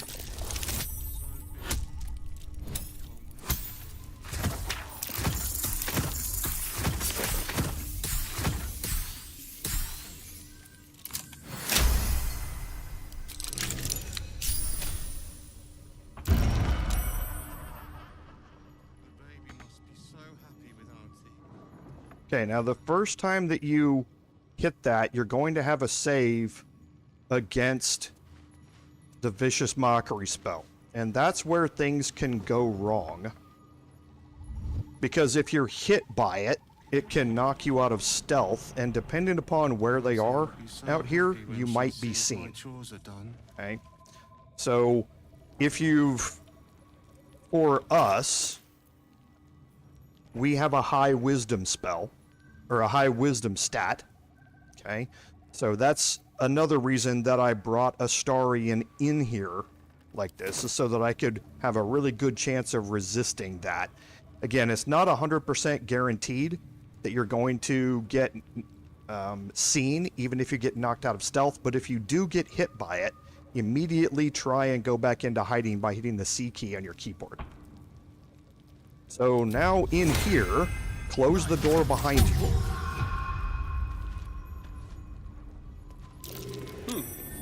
And there's a perception check. You don't need to pass it. The lever's there. And that lever opens up this wall. All right. What now? Don't waste a step. And now everybody's able to move into this room without having to progress through all of this. Okay, now this room is obviously Ethel's lair here. And there are a few things to look at. Okay, now while you're in here, feel free to explore all of this. Ethel is not here. She is still upstairs impersonating Captain Grizzly.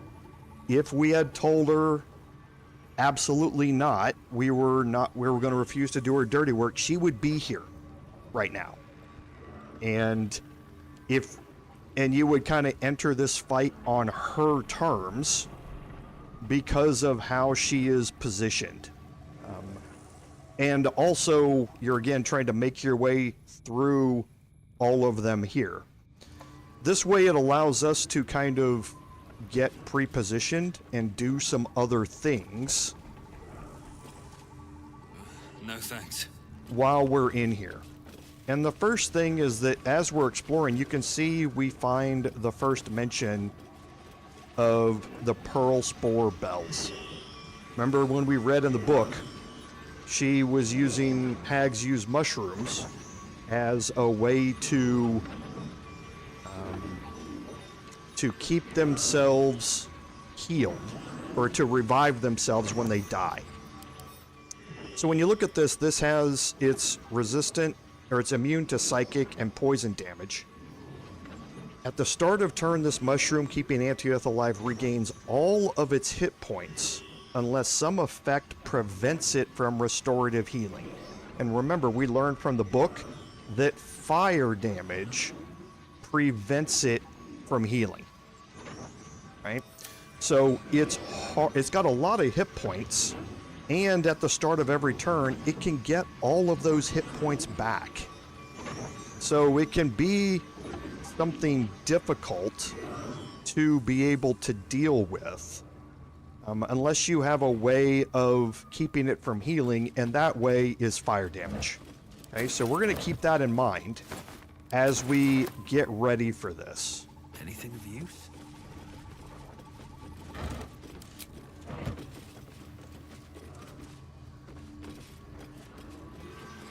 Okay, now up here we have the second set of mushrooms.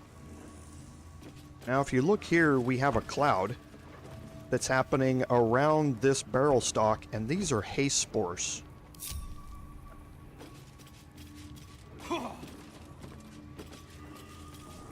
Okay? As long as you are standing in them, or when you run through them, you're going to gain haste for 1 turn. Okay, so if I stand in it, okay, it's going to go away, but then if I keep moving through it, it's going to keep refreshing that haste. Keep this spot in mind when you're going through the combat here. And here we can see the third of the Pearl Spore Bells. Now looking at the map, this one here has a really large gap. This one here has a smaller gap, and this one is accessible by anybody. So you want to make sure that you are approaching this in a way with characters that are, 1, able to do fire damage, but 2, are able to reach those Pearl Spore Bells, okay, in one way or another. So any weapons that are going to be able to deal fire damage are going to prevent it from healing. That's important when you do your preparations for this. And I don't think I actually picked up any. But you have candles that are strewn around this place. Okay, remember, I can deal fire damage just because of the gauntlets that I'm wearing. Okay? But Astarion, for instance, isn't doing any fire damage with his attacks. However, I can dip my weapon A nice touch. in there, and now my weapons are dealing fire damage. Okay? So the candles that are strewn around here are a good way to be able to get additional fire damage so that you can keep the spores from healing. So anybody here, you don't necessarily have to have fire damage innately on your weapons. You can get it by dipping your weapons into the various torches and candles are around here. And to answer that question, I've now got my bow out.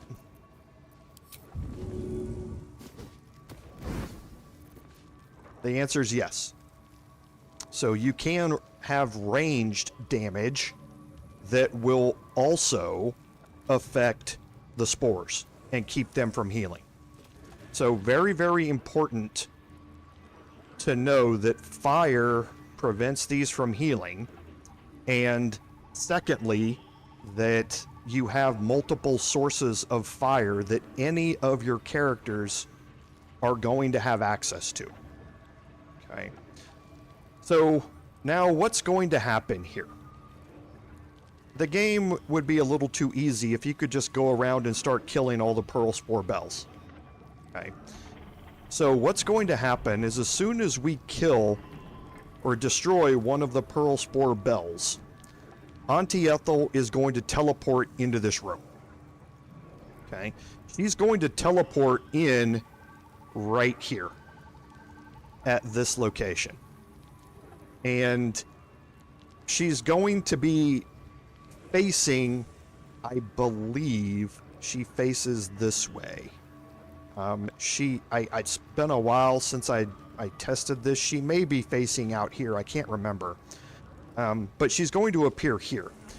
One way or another, what's going to happen after that is you're going to trigger a cutscene.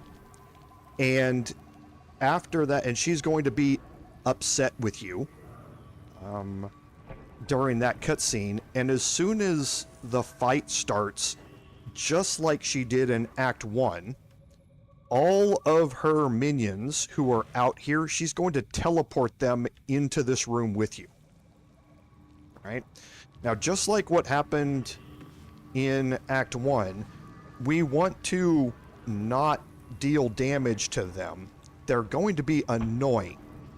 So doing things that can incapacitate them and stuff like that is going to be very useful if you can't deal with Auntie Ethel on the first turn, which we are probably not going to be able to do. So we're going to have to weather some attacks from them, and some of them can be pretty gnarly. But we want to try and ignore them as much as possible and focus our attacks on her so that we can save them by when she dies, the masks that they're wearing get disabled and we can talk to them. Okay? So what we're going to do is best be on my way. Kind of pre-position a little bit, and some of this may go awry, but I'm going to put my paladin next to the haste spores here. Don't want to draw any attention. At the very least here, I have action surge right now. I also have and I'm going to actually not worry about pre-positioning because I'm going to take a long rest here. But then getting access to the haste spores means that I'm going to have 3 actions on that first turn. That's a lot of damage that I can throw out using my paladin, and I'm going to take advantage of that as much as I can.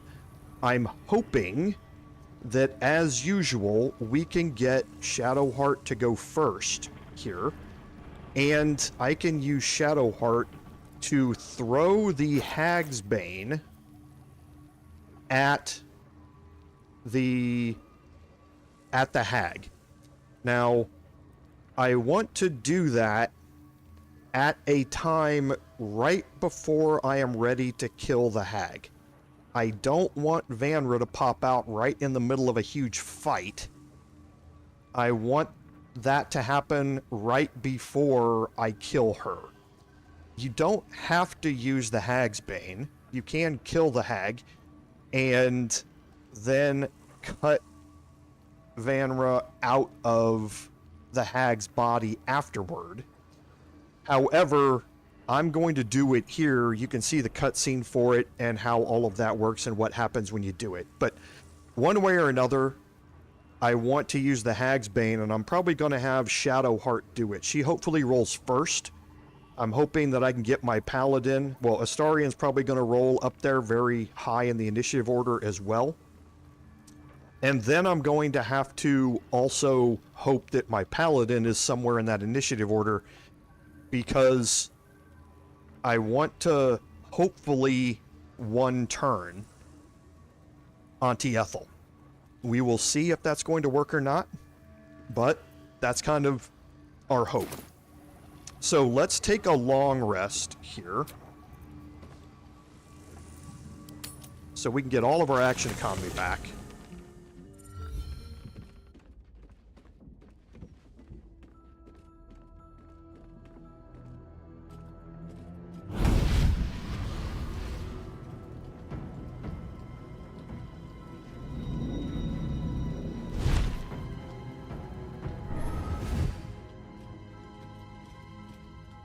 Sorore surge, testis esto pacti me.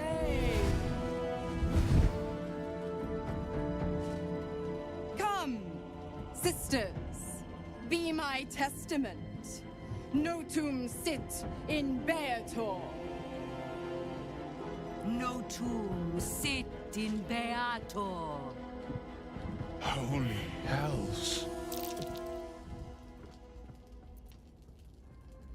I come to bargain. The hells demand witness. Enough, Mizora. Where is my father? How do I save him? How else?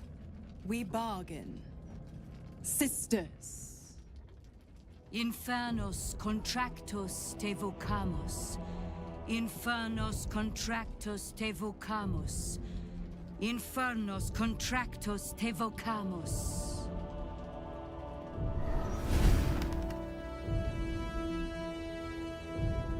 Your contract, Will. Signed in blood, forged in fire, bound in bone, but not unbreakable.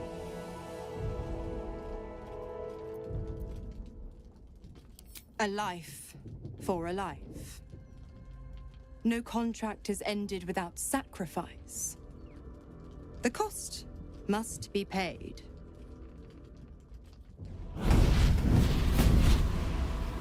Will Ravengard, a choice is before you. Option 1. I show you the way to your father.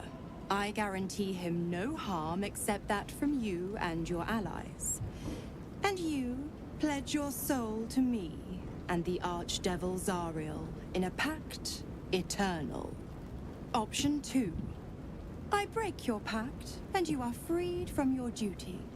Your father dies by his enemy's hand, and Baldur's Gate loses its greatest champion. Name your sacrifice. Mizora, you asshole! Choose. Okay, so we talked to Mizora. We learned about, or we talked to to his father, in Raven's Rock, and we now know that his father has been moved somewhere, and Mizora has told us that she can let us know where that is. Now, she wants nothing with the devil is ever free, so at this point, she's offering us the information about where he is in exchange for redoing Will's pact. We had already told her that we were going to break the pact, and she agreed to it, but there was a 6 month timer on it. This now gives us two options. We can either break the pact now, but Will's father is going to die, according to her, or we have a choice to sign a new contract with her and save his father. The choices that she's offering us are a little bit disingenuous, as they always are with contracts with the devil. So let's ask a question here first. Addendum F. The Absolute must be avenged for the Soulbinder's detention at Moonrise. The Soulbearer retains his gifts until such time as the Absolute is slain. Okay, so what she's saying is that she's the Soulbinder. She was detained in the Mind Flayer colony below Moonrise, and she wants the Absolute to pay for that, for the disrespect of capturing and imprisoning her, and she wants us to do that. So she's going to let Will keep his powers up until the time that the Absolute is slain. So the pact is still going to be broken, but Will is going to be able to maintain all of his warlock gifts through that. Now, the choices here, again, are a little different depending upon how you play this out. We are going to learn the other side of this cutscene in the Bard playthrough on Wednesday. Remember, in the Bard playthrough, we went through a location, we found Duke Ravengard's dead body, and we're going to have this cutscene happen, and we're going to see a different side of it, because she's no longer, the information about where he's at's not valuable anymore. So there's nothing to offer. So she's going to offer a different contract. So there's a few different ways this can play out depending upon the choices that you've already made in the game. Now, here again, save your father or break the pact is basically the two things that we're going to do. Now, she has said that the pact, if we break the pact, then Will's father is going to die. That's not entirely true. She's not being truthful on what is going to happen there. But you can make either choice. And again, we're going to see the save your father, the city will need his help to rebuild outcome of this in the Bard playthrough.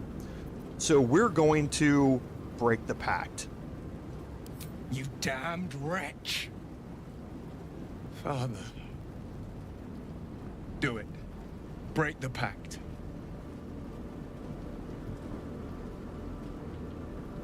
Fiat ita. Fiat ita. Anima ad beator.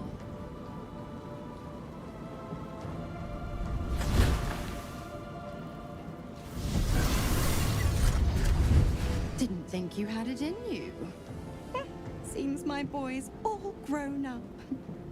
And don't go fussing about your father. You made your choice. You knew the terms. You know what? I think I'll stick around. Not for the greater good, you understand. Just for the entertainment. Okay, and that's going to update a couple of more journal entries. So, the Grand Duke, we left our remaining concerns regarding Duke Ravengard behind us. The fact is that Mizora gave us a choice. She would reveal where his father's been taken and ensure his safe return, or he could break his pact and doom his father to die in Gortash's secret command center.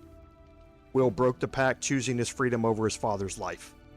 And that's going to complete the Rescue the Grand Duke quest. However, that's not the end of the story. And we're going to see more of that, about what we mean by that not being the end of the story, as we move forward with this playthrough. But let's go talk to Will. First in my heart. Gods, I spent 7 years choked by Mizora's leash. And I spent 7 years hoping to break free. I never knew freedom could taste so bittersweet.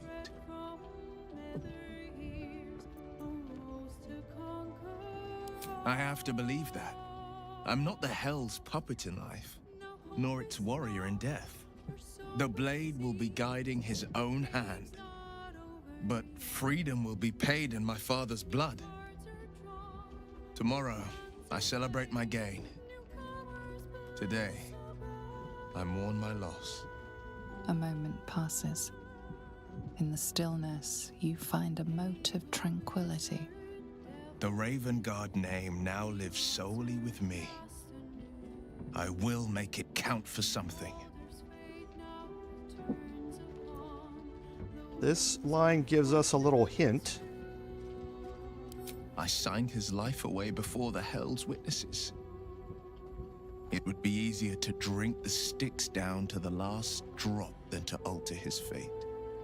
I'd be a fool to wish otherwise. We obtain the final 2 Netherstones and take back our minds, and the city, from the brain.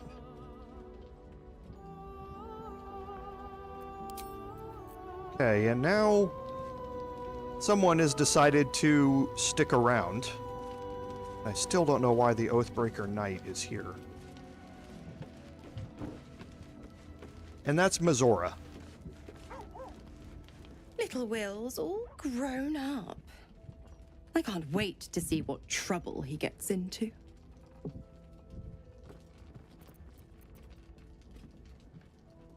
Impossible. My bargain was uncommonly reasonable. A single soul for the return of Baldur's Gate's most beloved duke. A real bargain, I should think. I never thought the legendary Blade of Frontiers would surrender his father for freedom. Not very valorous, if you ask me. But what does a mean old devil like me know about heroes?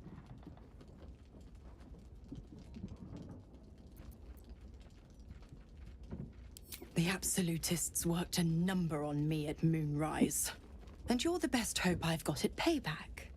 No one crosses the Hell's Children without getting scorched.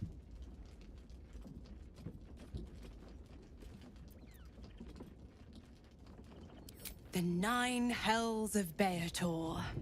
Each its own domain, each with its own archdevil to rule it.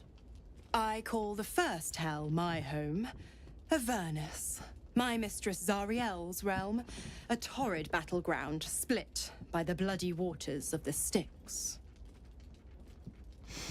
How I adore it, the delicious agony of it all. The other 8, well, they are pleasures unto themselves. Perhaps I'll show you myself, if I deem you worthy.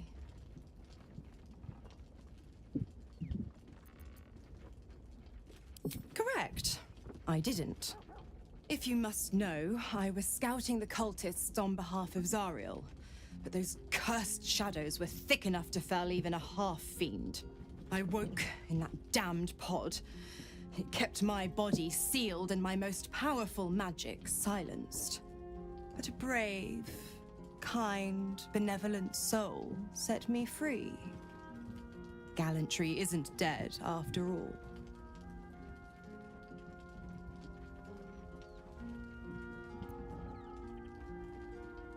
Why? I'm supplying Will with every scrap of his infernal power. I've paid my dues many times over. I tell you what, when the time comes to squish that big baddie of a brain, I'll lend you a hand. Okay, and that kind of gives you a little hint about Mizora, in that she might be part of the gather your allies section when the time comes. So we'll kind of have to see how that plays out as we go forward. Okay, so we'll quickly have our conversations here. The devil Mizora's made herself quite at home, hasn't she? Do make her feel as unwelcome as you can.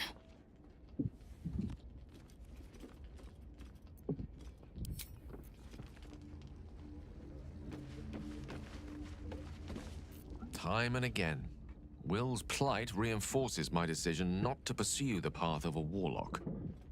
It's one thing to make such a sacrifice in the pursuit of such a pack, but to do so in order to escape one. Truly, it leaves you with nothing.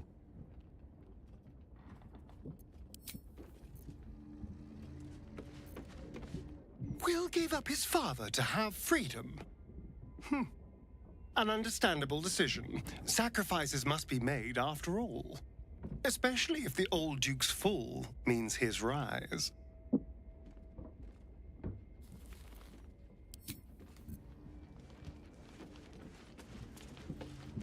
Okay, nothing over here.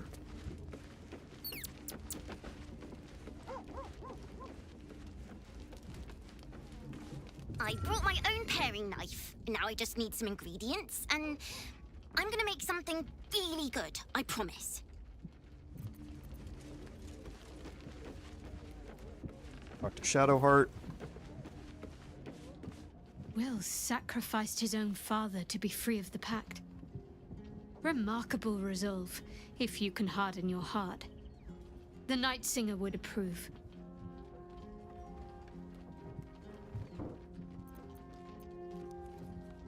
Of course. I thought you'd never ask.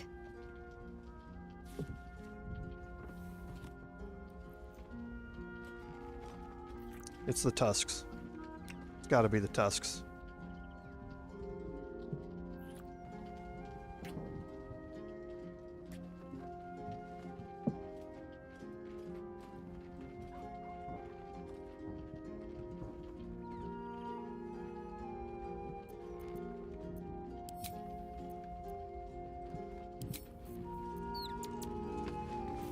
I did not know Duke Ravengard that well, but I am sure he would not want his son to become slave to Zariel for his sake. I am sure Will knows that, but we would do well to remind him when his days grow dark.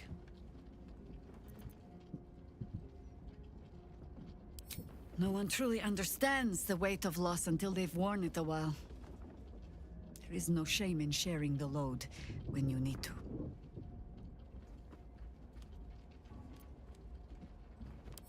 I have. And while I do not love my conclusion, that does nothing to change it. The Harpers are the city's best information network. With them out of action, we shall have to fall back on second best. 9 Fingers Keen.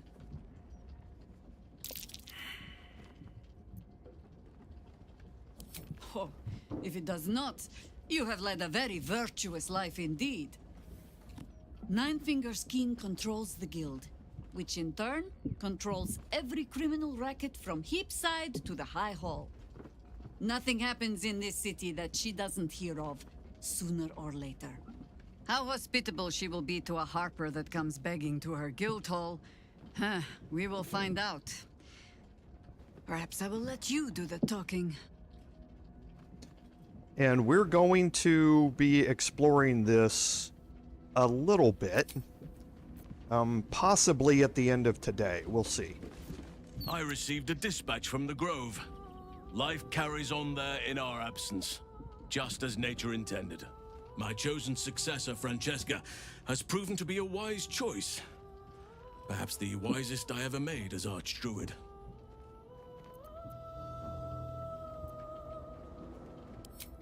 One grand victory may not be enough to absolve a host of small failures. That is where true leadership lies. Not in winning a single vast battle, but in fighting 1,000 smaller ones. Making 10,000 difficult decisions. Finding balance where none seems possible. Day after day, I was all too eager to surrender my responsibilities towards the Grove. Perhaps I was never meant to be Archdruid, to be a leader. Still, though, I cannot help but wonder if there was more I could have done. Perhaps, Oakfather willing, I may yet have the chance someday. Forgive me. The Shadow Curse occupied me so entirely and for so long, I almost missed the purpose it gave me. Now I must find a new one. Okay. So now we're ready to take our long rest here, and this is going to be a little difficult.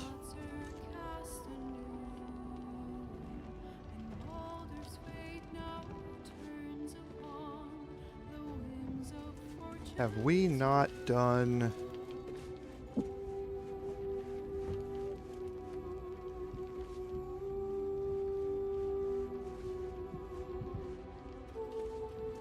Open up.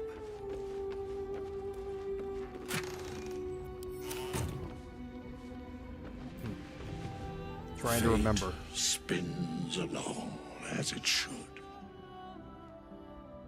Dost thou require a new ally? Or mayhaps the girl has left to hew her own path. She left behind a letter, as thou dost know. Hast thou other business?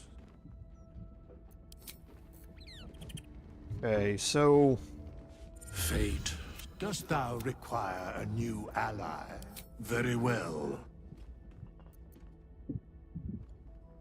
Impossible. Thy party is full.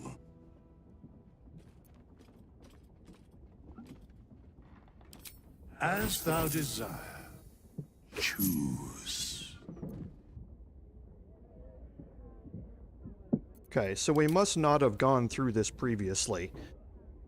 I want to go ahead and illustrate this again, in case you didn't see it in the Bard playthrough.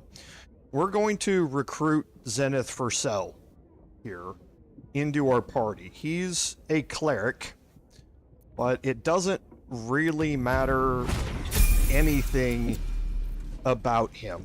You're wondering what is beside the... It's a attack dummy that looks like a mind flare.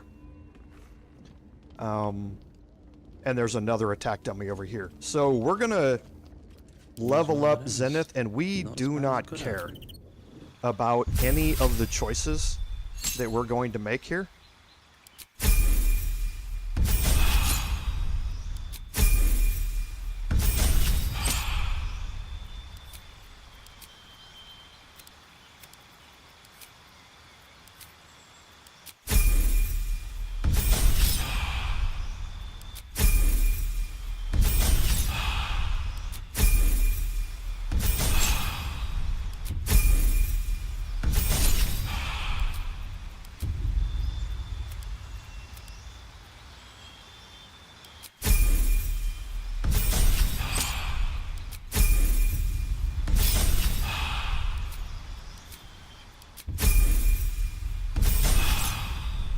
Okay, and all we really need to do is get him up to level 11. And that's because that unlocks level 6 spell slots, and it unlocks Hero's Feast here. So we're going to accept that. We don't have to level up to level 12. Okay? So now, what we want to do is... One day I'll catch a break. What we've illustrated before. However, with Astarion being in our party, might be a little more difficult. So I want to see...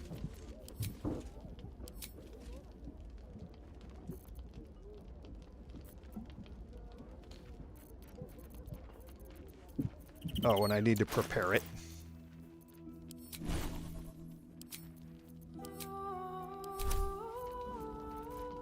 Okay, so the Hero's Feast buff, you can see who it's going to impact.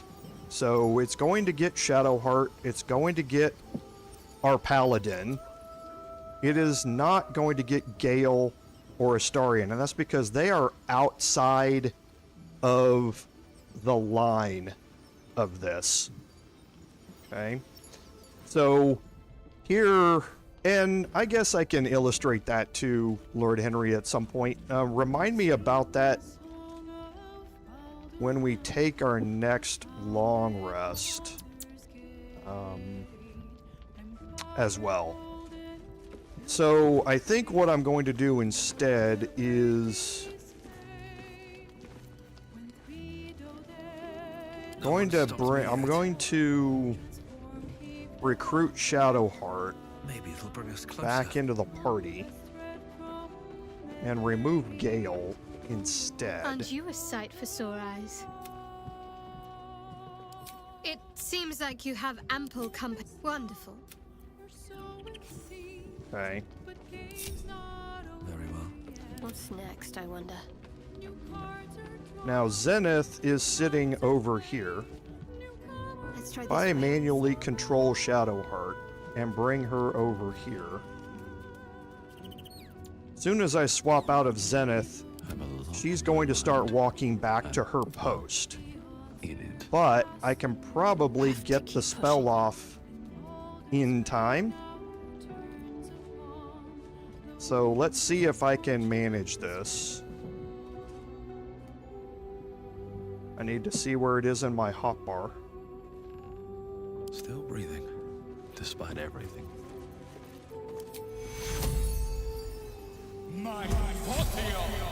Perfect. Okay, and then I can have him loot these feast supplies, which are some very good camp supplies, by the way. It's more than enough to get back a full long rest, so at this point camp supplies are irrelevant. And now I'm going to These things have stayed interesting. go talk to Gale and bring him back I need into a our moment party. for the two of us. How can I help? I'd be delighted, though someone. And I'm else gonna will need to watch the replace cook pot. Zenith with Gale. Back in the thick of things. So now everybody has the thoroughly stuffed buff. This is a really important buff to have, in that it makes you immune to diseases, which is meh in this game. In tabletop, that's incredibly important. Poisons, which again is meh in this game, but can be very, very useful against in resisting things like the poison ray, the ray of sickness, and that sort of stuff. But most important here are the last set. First, you're immune to being frightened, which is huge. That the frightened effect can debilitate an entire party. I mean, we're going to be running into it a lot. All wisdom saving throws you make with advantage, which is again massive, because things like Tasha's hideous laughter, hold person, all of that sort of stuff are affected by this. So this can help you, everyone in the party, keep from being disabled by one of those spells. And your maximum hit points are increased by 12. So it can be, this is an incredibly useful buff to have. It lasts until long rest, and it is not concentration based. So you don't have to worry about it going away. It's just always there. So every time that you start your day, you want to do that. Now, we haven't taken our rest yet. Okay. So once I take my rest, everything's going to reset, and we're going to do this again. But that illustrates how this thing works. Okay. So after you've taken your rest and you're doing your morning party buffs, make sure you do that to start your day. Right? So we're going to go ahead and go to bed now. And we might get another cutscene here, if I remember right.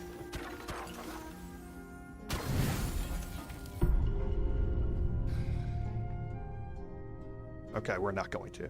Well, yes, we are.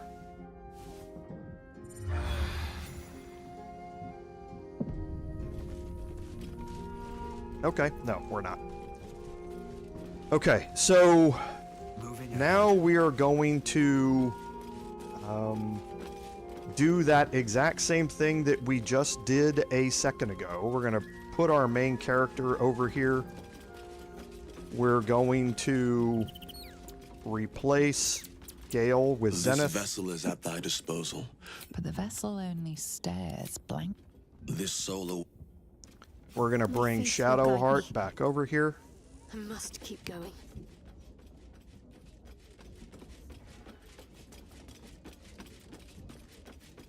We're gonna swap to Zenith. I've got a long road ahead. Move him out here. Cast Hero's Feast. Every time you cast it, you're gonna get more camp supplies. I've got a long road ahead. And now we're gonna put Gale back in the party. A private word would be nice. Go ahead. I'm listening. Probably they do, M. If you do proper positioning like that, it doesn't matter who's in your party. You're going to be able to get everybody. It just takes some work doing it. But yes, you certainly can utilize turn-based mode, especially if you have a couple of people that are way out of position. Would that I could, but you're magical. Okay, so now I want to do something else because I've been thinking about it, and I'm ready. Trust no one.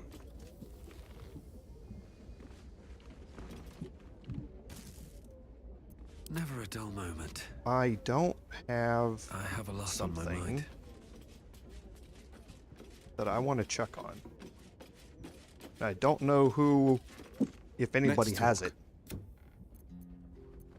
Sorry, but there's no room for me. I like how you think. Sharp as ever. Okay. I don't know if Will gets it during any of his level ups, and I don't care about Will's level ups here.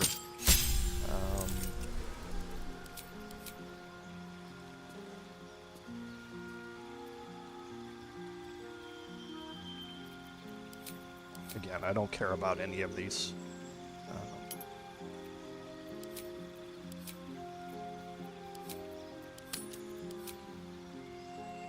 Okay, so Will doesn't get it. So...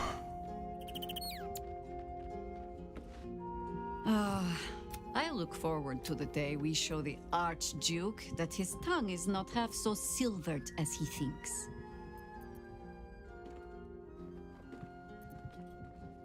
We could. It would just be a very short one. We cannot expect either of the chosen to fall easily. But fall they must, if we're to have all three stones to command the brain. Still, if you see sense in making an alliance, I won't question it. I'll just look forward to the inevitable breaking Gortash spoke of. It would be irritatingly true to form, would it not? A Harper learns to doubt, to peer through every smile, question every look. Eventually, you find what it is you fear, whether it is there or not. When we cannot know, we can only trust. But then, that is exactly what a traitor in our midst would say. Isn't it? Flattered as I am, you're fully supported as it is. At your command. Call and I answer. Okay. So... No time to rest. Good. I was just starting to miss. It seems like you have ample company. Lead the way then. So I was looking to see if anyone had access to the Long Strider cantrip and for the Long Strider spell, and they don't. And I was trying to see who had it, or if anybody could get it, because that's going to be incredibly valuable here coming up. So I want to quickly look. So bard, druids, and wizards can get it. Let's see if I have the scroll.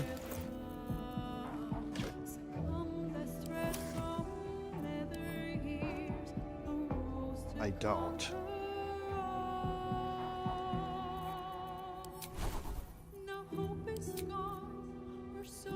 But yeah, he doesn't know it.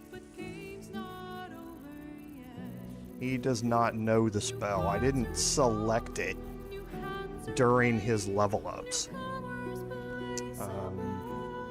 So druids know it. No one back home will ever believe this. Will sacrificed his own father. You are blessed with several companions as it is. There is much to do.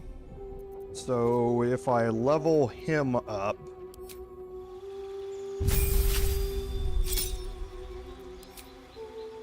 yes, we can do it here.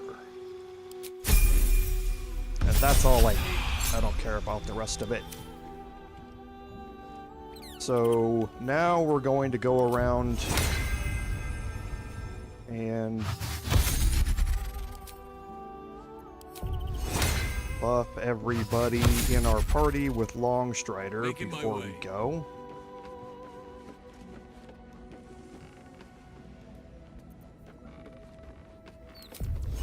Longstrider is just way too valuable not to have on every party member.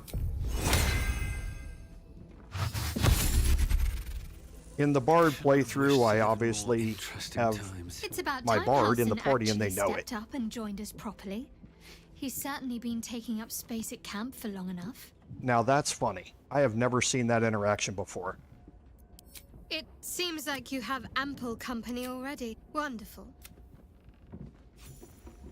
Okay, so now everybody should have thoroughly stuffed Longstrider. They still have the Anointed in Splendor buff for everybody who's able to get it right now. Lovely day, this. So for Gale, we need to do our standard things, right? So, Invocation of Shadows. Gale has 8 wizard levels, which means the max arcane ward is 16.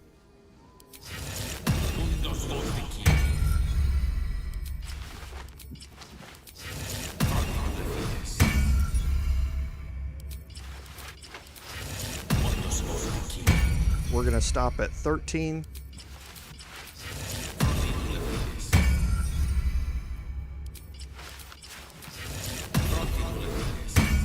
The last 3 we will get from casting Armor of Agathis.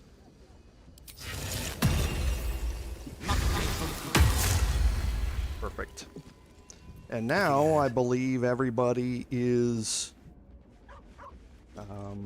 buffed up with the exception of Speak with Animals, which I'm not going to need for now. But just so I don't forget. Okay, so I don't have any there. Oops. Ocean of Animal Speaking. Okay, so there's one on Astarion. Alright. So now let's leave camp. Alright, now we are ready for this encounter.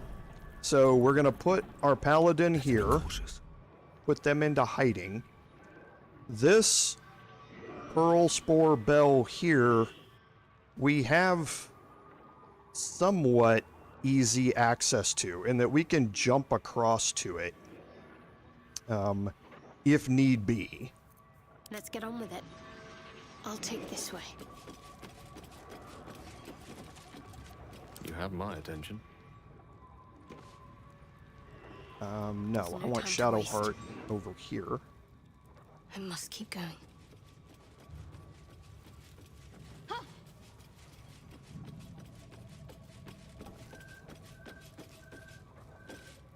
Okay.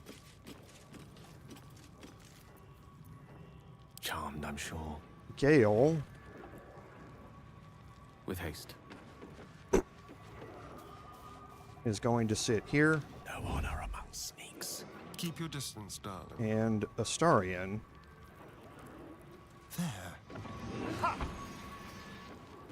Is going to be over here. Let's pray. Okay. So now, how are we going to focus on this combat? The first thing we are going to do is we need to drag Auntie Ethel here. The way you do that is by destroying one of the Pearl Spore bells. Once you destroy one, she will teleport in. Okay, that means that we already have one of them dead, which is good. Then we only have to focus on the other two at that point.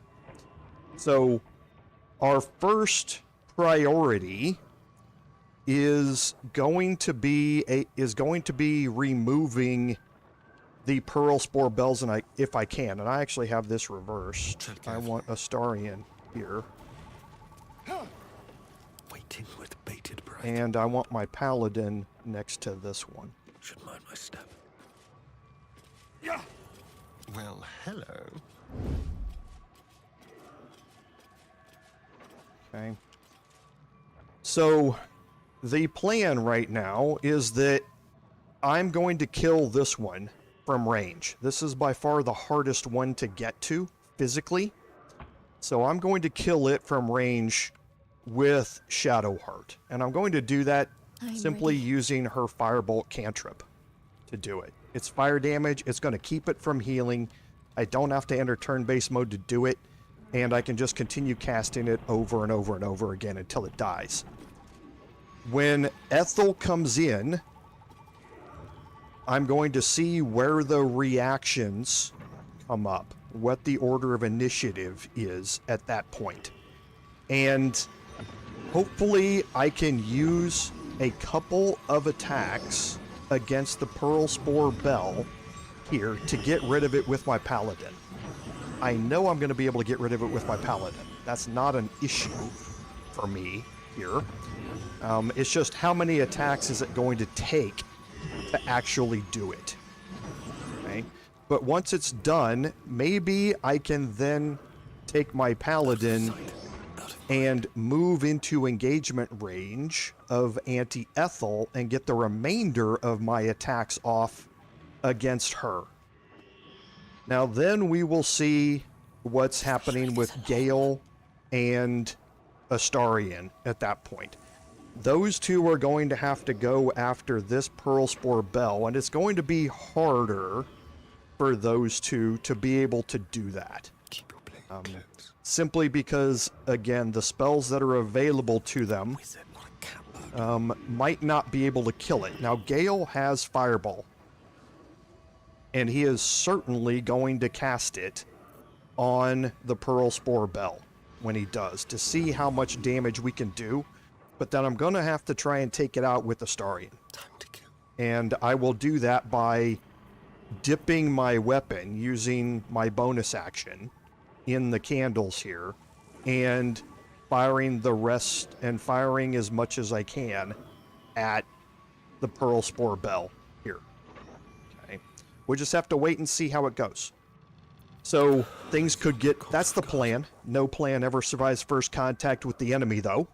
So let's see how deliciously bad things end up going here. Remember, we rolled a nat 20 in our very, very first roll of the game. So I'm expecting this is where everything's going to go bad.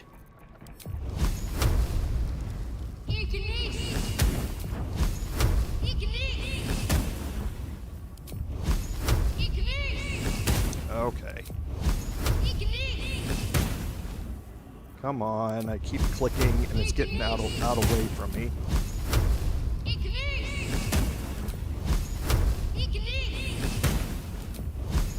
I'm waiting for a crit.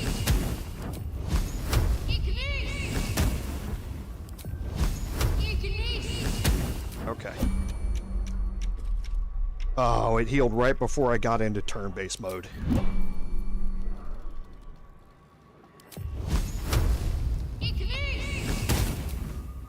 Oh, I misclicked.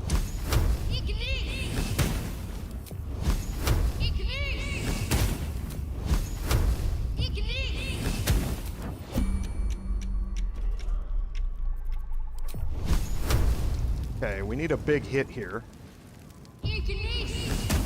And we didn't get it. I don't want to waste any of my spells on this. Come on.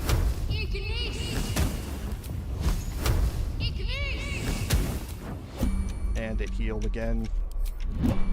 Sorry, I'm normally not this unlucky with it.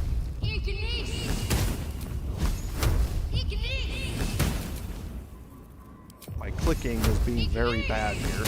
And it healed right before I got there again. I'm just being very unlucky with this. Alright, so now we have another chance here. And it didn't roll high. This really isn't my fault. So I'm pretty sure it's going to heal again.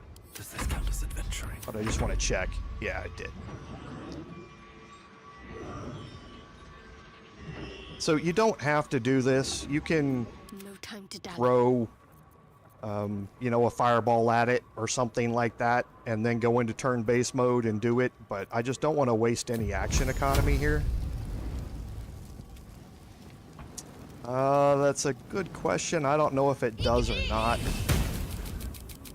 Oh, I'm exiting turn-based mode. Rolling low here. I'm waiting until I get a good crit. Okay, well here's another one. It's not a great chance. I'm gonna have to roll almost perfect on the damage.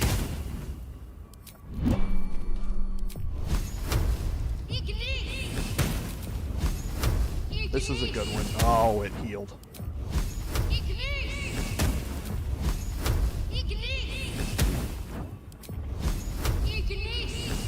Okay, there we go. So 20. Oh, I didn't need you to roll low.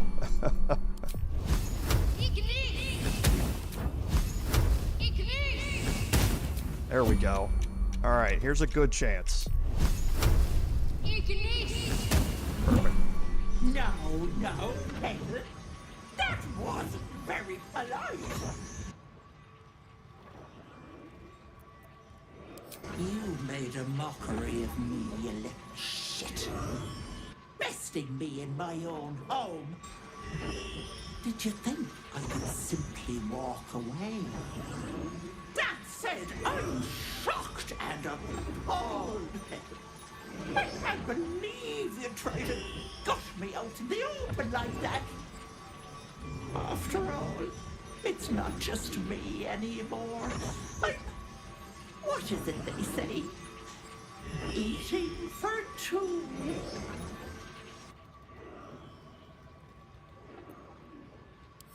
I gobbled myself up a sweet little girl, and she was so very tasty.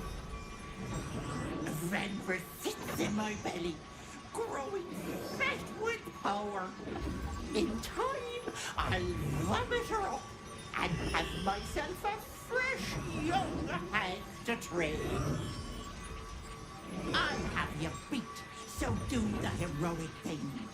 Die! Okay. And we did not enter into combat. Okay, so we managed to stay outside of her detection cone.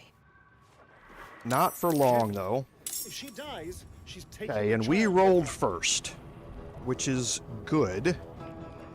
So we're going to be able to get a free swipe at Auntie Ethel here.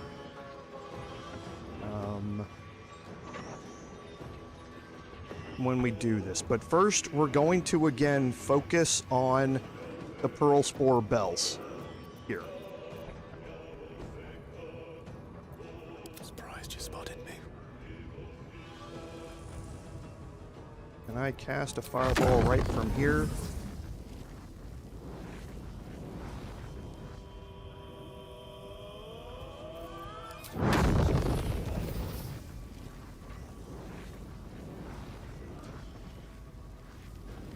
Not really.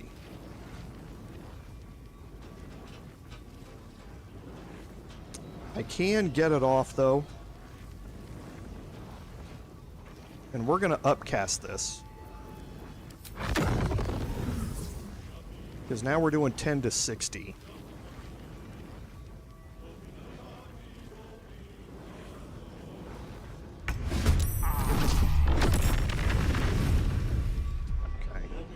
So we threw 34 damage at it. Gale rolled after Ethel, which isn't great. Hungry for the slaughter. Okay. So now on the bells, remember they're immune to poison and psychic. They don't have any immunities to anything else.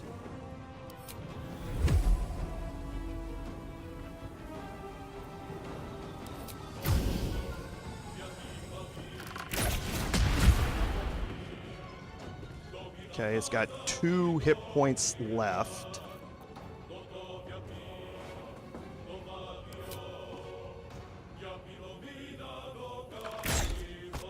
If I wanted my growth thing to petal, it would. And now we're gonna throw some damage at Ethel here. Ethel has a decent amount of hit points here. Now remember what I said, there are 2 ways to rescue Vanra. The first is to throw Hag's Bane. The second is if you use non-lethal attacks on Ethel, you can knock her out. When she's knocked out, then that gives you an opportunity to, while she's knocked out, interact with her, have a cutscene where you can cut Vanra out of her belly. Again, I don't necessarily want to go that route, but if I have to go that route, I will. It is what it is. But we're going to hold off on dealing any damage to her until we find out if we're going to need that damage here or not. So let's pop in with our Paladin. And now we have some options. So I'm going to move around to this side to minimize how much movement I have to use to get to anti-Ethel.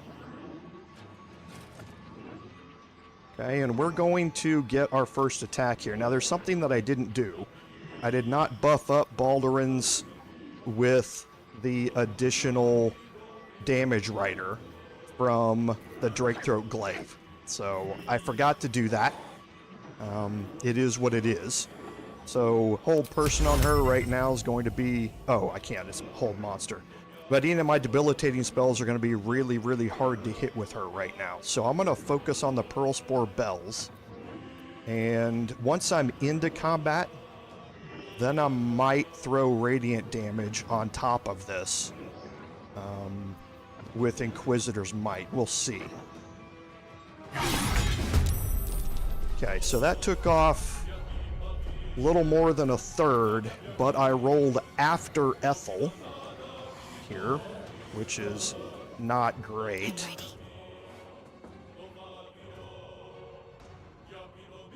Need to press onward.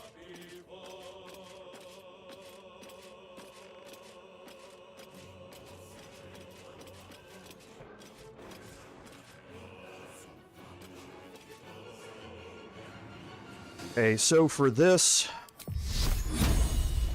I can throw this up at level 5 here. That would give me a 30% chance, give or take, of getting a kill here. I'd prefer not to use my level 6 spell if I don't have to.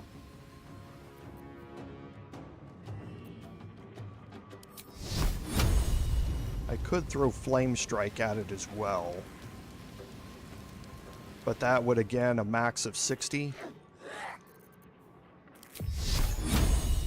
That'd be 48. So I'd have a 50% chance with Flame Strike of getting this kill here.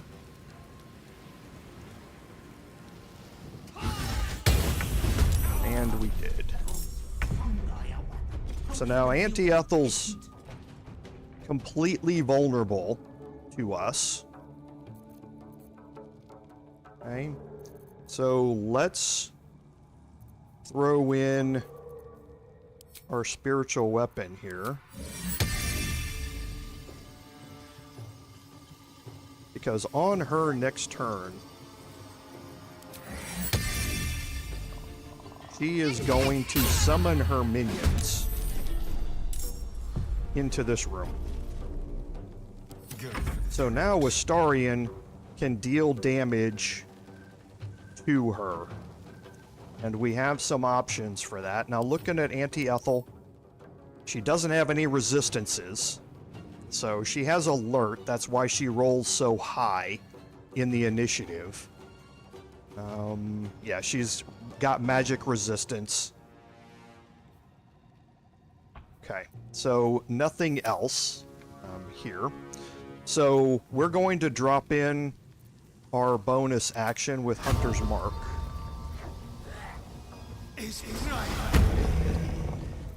We're going to throw Dread Ambusher on top of this.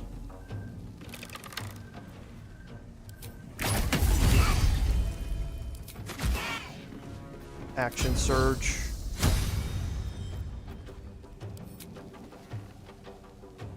And we want to try and inflict a status effect here. And let's try and, let's try and inflict the Arrow of Ilmater on her. Okay. So now she has the Arrow of Ilmater for 1 turn. It's important to try and initiate a status effect on her. So now we'll drop in our last ranged attack here. Alright, she's taken a good amount of damage here. So let's wait and see what she does. I could throw that. I could. Give up. No, my bonus action's already gone here. It doesn't matter. Good. So she's going to bring everybody else in here. Darlings, help Auntie. You dare challenge Grizzly, Captain of the Blushing Bow? Oh, where could I be? Head to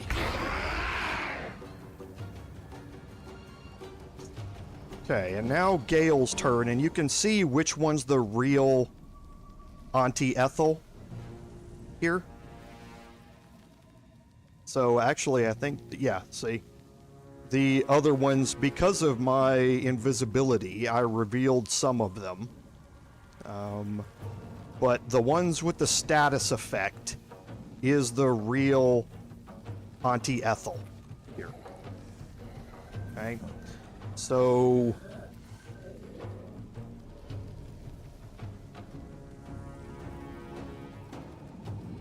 thinking about what I want to do with Gale in this scenario. I think I just want to move him back in the corner.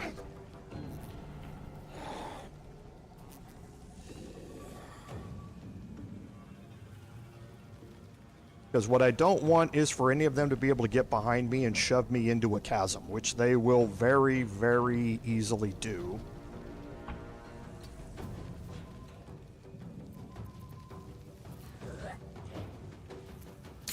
Going to put this on for next turn. Nothing will stand in my way. Okay, so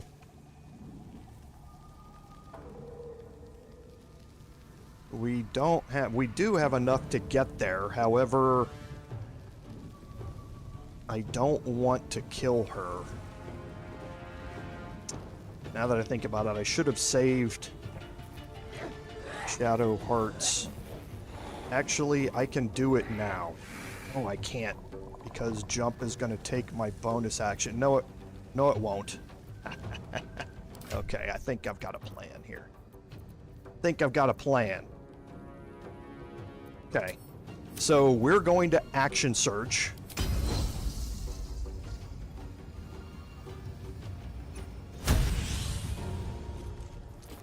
Okay, now I am going to fly just over here somewhere. I'm going to throw the Hag's Bane at Auntie Ethel.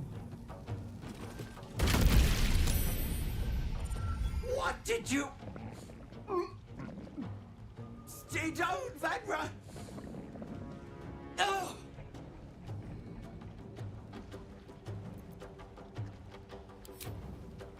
No!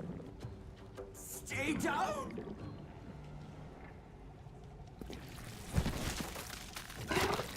Ah! You cost me a fresh young hag! I'm going to paint the wall with your guts, you little shit stain!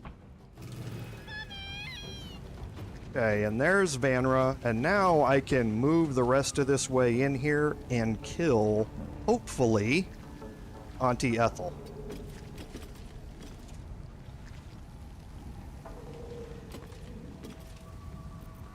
I've got an 85% chance. I might as well use my bonus action just to... No, she's not any of... She's a hag. She's a fae. So yeah, she's not a fiend. So let's go ahead and see what we have as far as attacks here. Oh, and I think that's going to be it, everybody.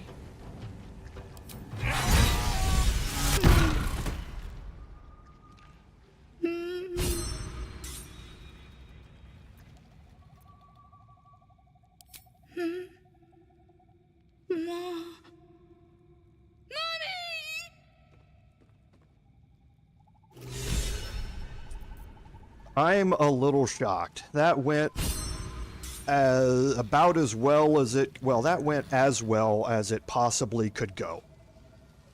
I am actually a little surprised that it went that well. Okay, so we're going to go over here and talk to Captain Grizzly first. Seems like a good moment to talk. I've raided warships, fought every beastie the sea can throw at you. And I've never flinched. Not once. But Ethel? Umberly's tits. She snapped her fingers and had me. I would have died for her. Wanted to. Then you showed up. Armed to the teeth. You could have killed me. Been right to. But you didn't. You have an old captain's thanks.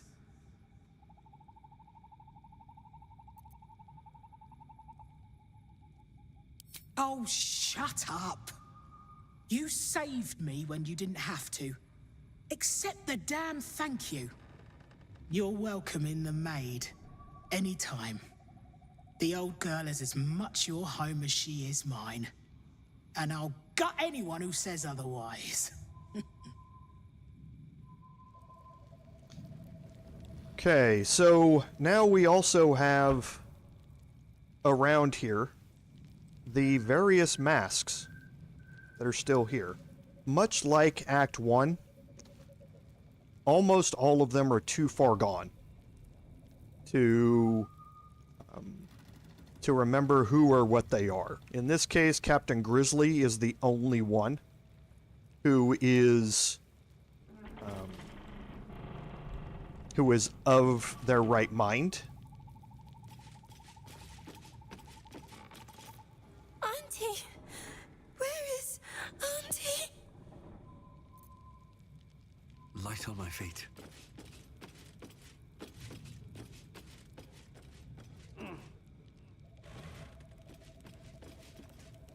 Have you seen Auntie?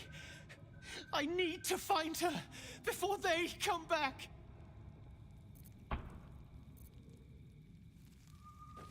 The Mask of Vengeance you want to, if you get into a round 2. Auntie has my baby! Where is he? Where is my baby?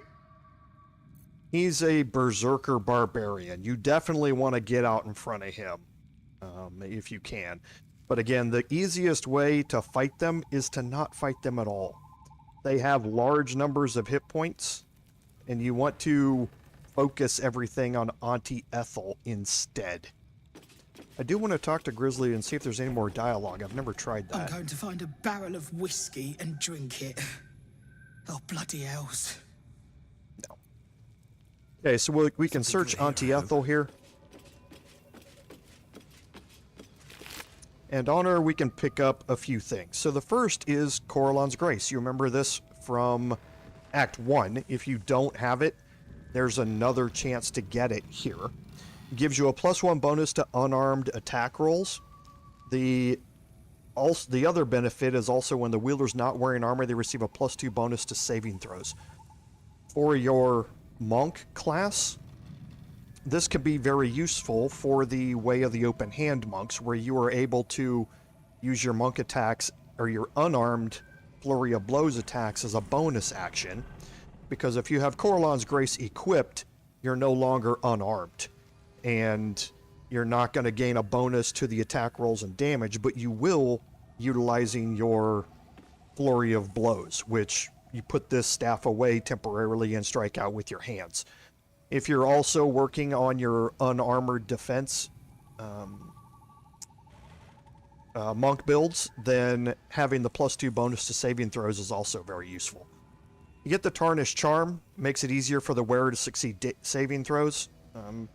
Again, situationally somewhat useful, but not something that I really want to focus on. There's another version of this that does the exact same thing that you can get in Act 1 as well. And then last is the Ring of Feywild Sparks. This is a sorcerer specific thing in that when your Sorceress Tides of Chaos feature is active, you will always trigger a Wild Magic Surge when casting spells. Okay, now we haven't explored a whole lot into the depths of the Sorcerer class, but Tides of Chaos is a reaction where it grants you advantage on your next attack roll or saving throw or ability check or any of that sort of stuff.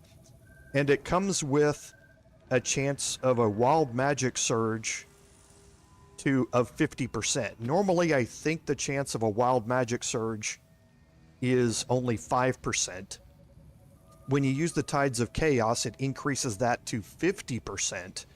When you're using the Ring of Feywild Sparks, it's guaranteed to happen. So it can't, again, Wild Magic can be incredibly beneficial. It can also be incredibly detrimental. But there are certain ways that you can use to mitigate some of the negative effects of it. And at the end of the day, there's more positives than there are negatives to the Wild Magic Surges. But again, this is a way to guarantee that you're going to get a Wild Magic Surge. So again, something for a sorcerer class that can be very, very useful. So in here, we've got a few other things that we can look at. There's a gilded chest. It's going to have... Oh, we got a Divine Bone Shard out of this. Nice. For an Elixir of Universal Resistance crafting.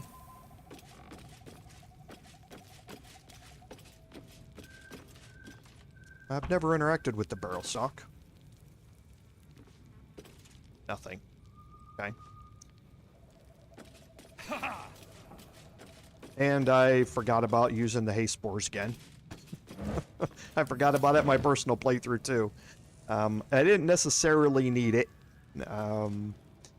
because of the way that Astarion was able to deal so much damage to her. I didn't really need it when I had Action Surge, but it would have been I was standing right next to it. It would have been a good way for me to be able to fly into it and then get haste and then fly out. Then I would have had 2 actions available to me in addition to the Action Surge. So for the total of 3 I talked about. Okay, and for the rest of it, we've already explored it. So this gives you the opportunity to also cursed to put my hands on everything. Go out here into this area, which we didn't get a chance to really look around. And again, you don't have to disable the trap because that tripwire in there is what activates it. We do have some of the same potions that we saw from Auntie Ethel in her in the room behind her lair in the tea house in Act 1. You can pick up some of the exact same ones. Now these, if I remember right, yeah, they don't really have a sale price here.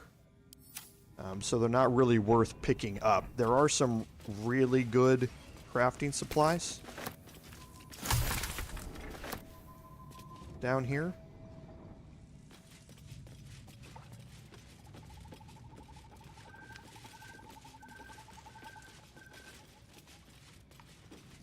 I don't think there's anything in this pouch. Oh, just some random stuff. Another poisoned apple.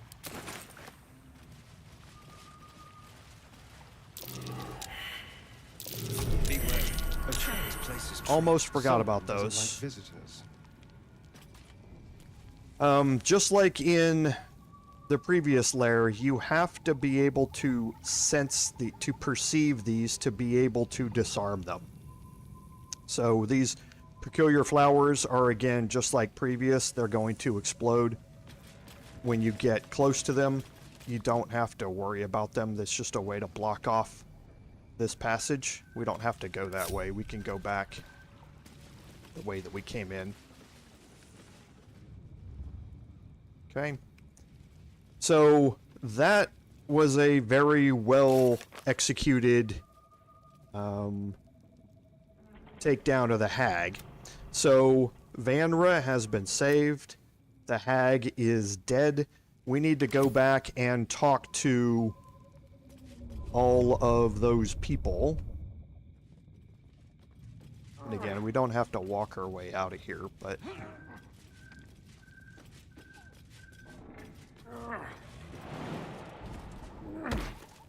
And I should have walked out there instead of jumping down, but is what it is. Who is stuck? Of course it's Gale. Let me work my magic. Who never seems to want to follow anybody. Right away. Can't give up now.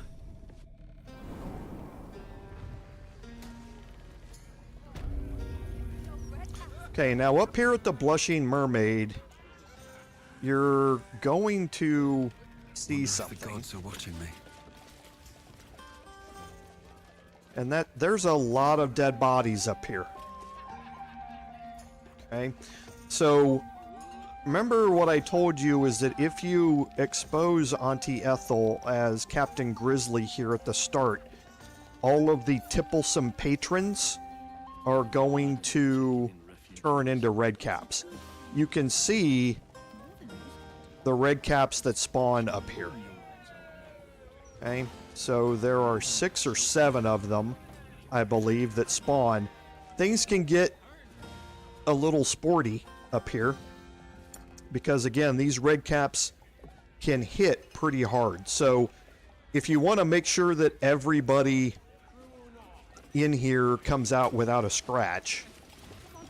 What were those monsters?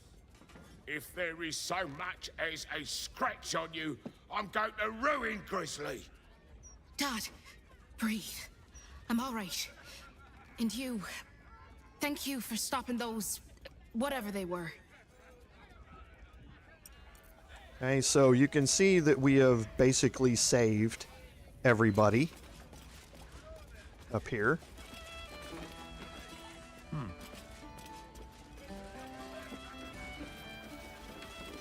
The hell's is the captain? Why didn't she stop them freaks? So Mark is mentioning that there's a spell save DC component to the Ring of Feywild Sparks. I don't know if salutations that's going to show up for me here or not.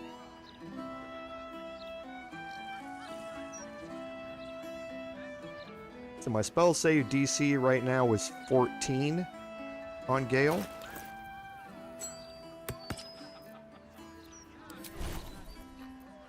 It is 15. So there is a +1 spell save DC. Thanks for that, Mark. I really appreciate it. As always, I've said this a dozen times, and I will say it a dozen more. I really appreciate all of my community in the chat. You guys are always great, and the interactions are very, very good. This is something I didn't know either, and I love when that happens. I love when you guys help inform me of stuff like that. So yeah, there is an unnamed +1 spell save DC component that goes along with this ring. And it applies to anyone who wears it, not just a sorcerer. So keep that in mind for the usefulness of that ring. Let's move. And There's no time to waste. one thing I want to do, because I went into that fight with Astarion without any of my combat gear on either.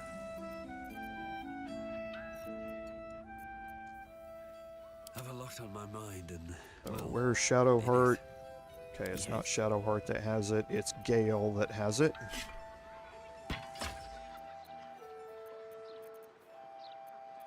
shouldn't have wished to live in more interesting. I should have that sword on my back. I do. Lost in thought.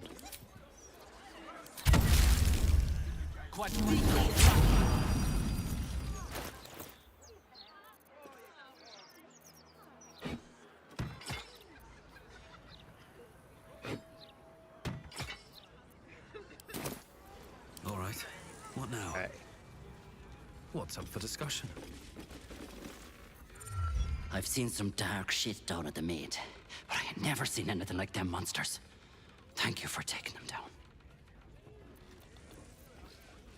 Alright, and then we can head downstairs. And if you talk to Bosun Gannett again... If you're here to complain that the booze tastes like piss, I know. Anything else?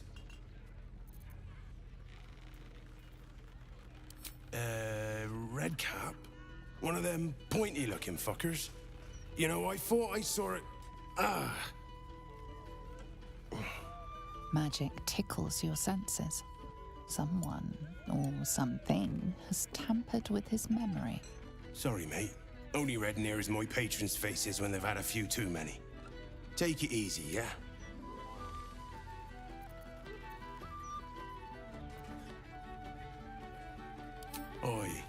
And I didn't lift a finger to save her. It was like I was stuck in a fog, my mind addled from every direction. All I could hear was a voice telling me the captain was safe and well upstairs. Gives me the willies just thinking about it.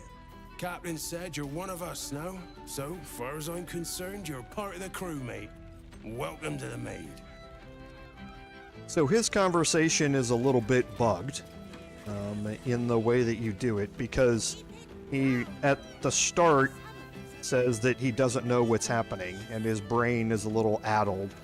But that should have gone away when we killed the hag, and then there's another dialogue option at the bottom to let you know that that's the same. And now you can see when we talked to him the first time, he was yellow. Now he's green. Welcome back, mate. What can I get you? Oi, take your time. And that's because his attitude has been raised to 60 because of us saving Captain Grizzly. So that's another side benefit if you're looking to buy some good camp supplies out of here. Then this lets you get them cheaper because his attitude is now up to 60. Wishing you fair winds, mate. And yeah, I actually messed up a couple of things in that encounter as well, because Shadowheart didn't even have her Shield of Devotion on when she went into that. So I messed up a few things in preparation for that. Okay, so now we need to head down to old Garlo's place again to tell the survivors the good news.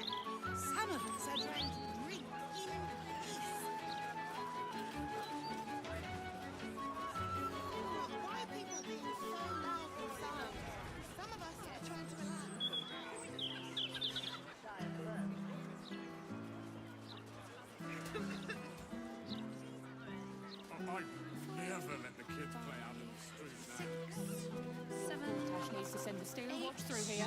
Mop up all this riffraff. So we'll head over here, and this is the spot. But moaning isn't helping anyone, is it? Helps me to get it off your chest. And before we do this,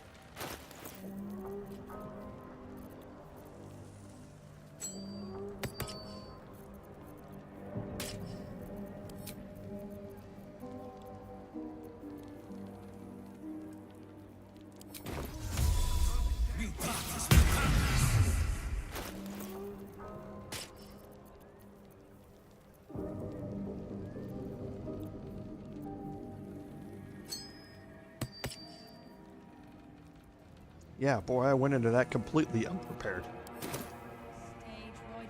I want to make sure that I have the additional bonus there from Mark of the Shapeshifter. I don't think I'm going to need it. She's dead, isn't she? Ethel is dead. Yes! Fuck you, Ethel, you miserable old bat! Fuck you for telling me I'd be an awful mom. That was nothing but a pregnant half-wit. Oh, and the girl? You saved her too, right? Oh, thank the gods. You hear that, Connor? Ethel is dead. Oh, you didn't change back? You're still a zombie. I thought with Ethel gone. Never mind. I'll find another way to turn you back. Somehow. You're going to get a persuasion option here to have her finally let go of Connor.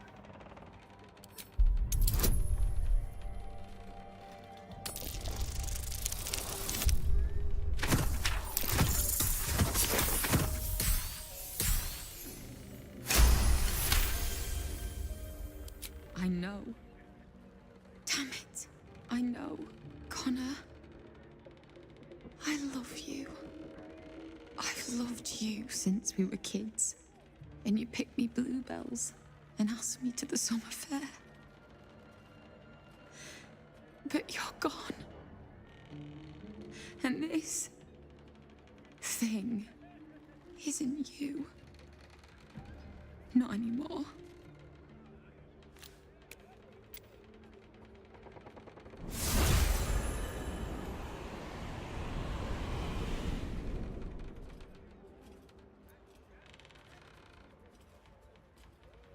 Not everyone can be saved. I learned that lesson from Ethel. I just needed you to remind me. Here. Thank you for killing Ethel. But I'd like you to go now. I'll be fine. I know I'm stronger than this. I just need some time. Okay, and for that, we're going to get the Fey Semblance Amulet. Incredibly useful in certain encounters because, again, in Act 3, we're going to be getting a lot of spellcasters that deal some seriously debilitating spells. So when you're wearing this, you have advantage on intelligence, wisdom, and charisma saving throws. So against all spellcasting types, you're going to have advantage against any of the spells that they are casting. Remember, because of Thoroughly Stuffed, we're getting advantage on wisdom saving throws. This would extend that for whoever's wearing it to intelligence and charisma saving throws as well. So again, can be very, very useful in certain situations. And now, that should complete the Avenge the Hag Survivors quest. And it does. So we still have one more, and that is Vanra here. We should visit them, and their quest marker is here. So I'm going to fast travel to the... it doesn't matter. It's right outside the door. I can just walk up here. When they bloody let me rest, that would be the mind restoring charm. Is that supposed to be a bard or a druid? It's open to interpretation. Okay, and this is Vanra's house here. Or Laura's house, I mean. With Vanra in it.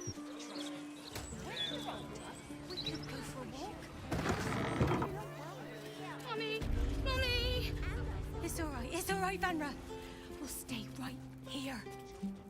Your hands are too big. And I don't like the colours. You brought her back.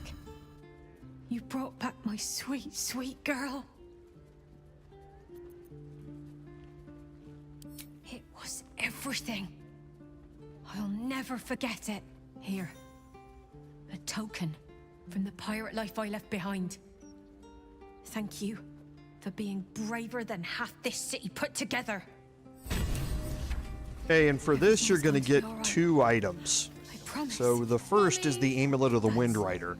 That's right. This gets you access to 2 spells that you can cast once per short rest for Gust of Wind and once per long rest for Ride the Winds. Ride the Winds is gaseous form, the spell, and for that, again, this allows you to get into a lot of different places through backways and small holes that you can't get through in even wild shape forms, or I mean in shapeshifter forms. So can be, again, situationally useful, and you don't have to have the spell. Now you can just equip the amulet and cast it if you need it. You also get Gust of Wind. Gust of Wind is actually a really cool spell. It pushes enemies back 5 meters and forces them off balance, and we've seen off balance before. They have disadvantage on strength and dexterity checks, and attacks against it have advantage, which is very, very useful. It also clears all clouds, which is very useful in situations where you get cloud kill cast on top of you and things like that. This is a way to clear all of that out while at the same time removing some enemies from your path and giving you advantage on attacks against them. So the Amulet of the Wind Rider can be very useful. The second item, though, is what everyone likes out of this, and that is the Duelist Prerogative. It is a legendary rapier, which means it's a finesse weapon. It is +3 damage by itself, and it comes with a couple of interesting things. So the first, actually, let's just accept this, and I'll do it here. So the first is Elegant Duelist. When your offhand is empty, you score a critical hit when rolling a 19. Now that's very useful because, again, there's the Duelist fighting style, which allows you to gain which pairs nicely with this. The difference is that Duelist allows you to use a shield in your offhand. Elegant Duelist here does not. You would have to sacrifice the shield in that case, but those two can work hand in hand. And here you gain an additional reaction per turn. Now this is rare. I don't think there's anything else in the game that grants us an additional reaction per turn other than, I think, maybe a feat that does it. So you have 2 reactions per turn, and that allows you to utilize the next ability, which is Withering Cut. On a hit with this, use a reaction to deal additional necrotic damage equal to your proficiency bonus. Our proficiency bonus right now is +4. So basically, every time you make an attack, you can use a reaction to deal +4 necrotic damage. Now, what that means is that we have 2 reactions here. So if we have extra attack, then we're able to use Withering Cut on both of those attacks and apply a +4 necrotic damage to them. After 2, again, we've only got 2 reactions per turn, so if we have a stacked third attack, like we do here with some of our characters, We wouldn't be able to apply Withering Cut on the third one because we've used both reactions. But it is a way to deal a flat +4 or +8 damage, necrotic damage to an enemy, which is incredibly useful. You have Challenge to a Duel. This is basically the same as the spell of the same name that you get as an Oath of Vengeance Paladin, which basically you get an enemy to attack only you, and you inflict bleeding on that target. And the last thing is a weapon action, and this is Dueler's Enthusiasm. So while you are not dual wielding, you can make an additional melee attack with a bonus action using the Duelist Prerogative. So now you have the possibility of 3 attacks, like we have here, by stacking our extra attack and our Pact Boon from the Warlock to get 3 attacks. Then 2 of those attacks can have a +4 necrotic damage added to them. And then we have a 4th full damage attack utilizing our bonus action. So Duelist Prerogative, even though you're only using it in one hand, can be incredibly damaging. And we are going to be looking at a couple of options with this as we get into next week. So for now, we're going to get a save here. And it always takes me a long time to save. So here we're going to reach the end of today's episode. Now, we did get a couple of quest completions here out of this. Save Vanra, as the second one is now completed. We are going to look at a couple of things. Next week, we are going to start off with a haunted house, and I know that we wanted to see that earlier today. I had mentioned that in my description, David. It took us a little longer to get through things because we had a lot of long rest stuff to deal with Mizora. But we are definitely going to go look at a haunted house and start off things next week with that. Off stream, I'm going to clear out some of my inventory and deal with some of that sort of stuff. And we are probably also next week going to get into the Guild Hall and Nine Fingers Keen and traveling down that quest line. So with all of that said, again, as always, thank you all for being here. Without your support, none of this would be possible. So as always, this is Commander Jorval saying until next time. Promise. Fare thee well. That's right.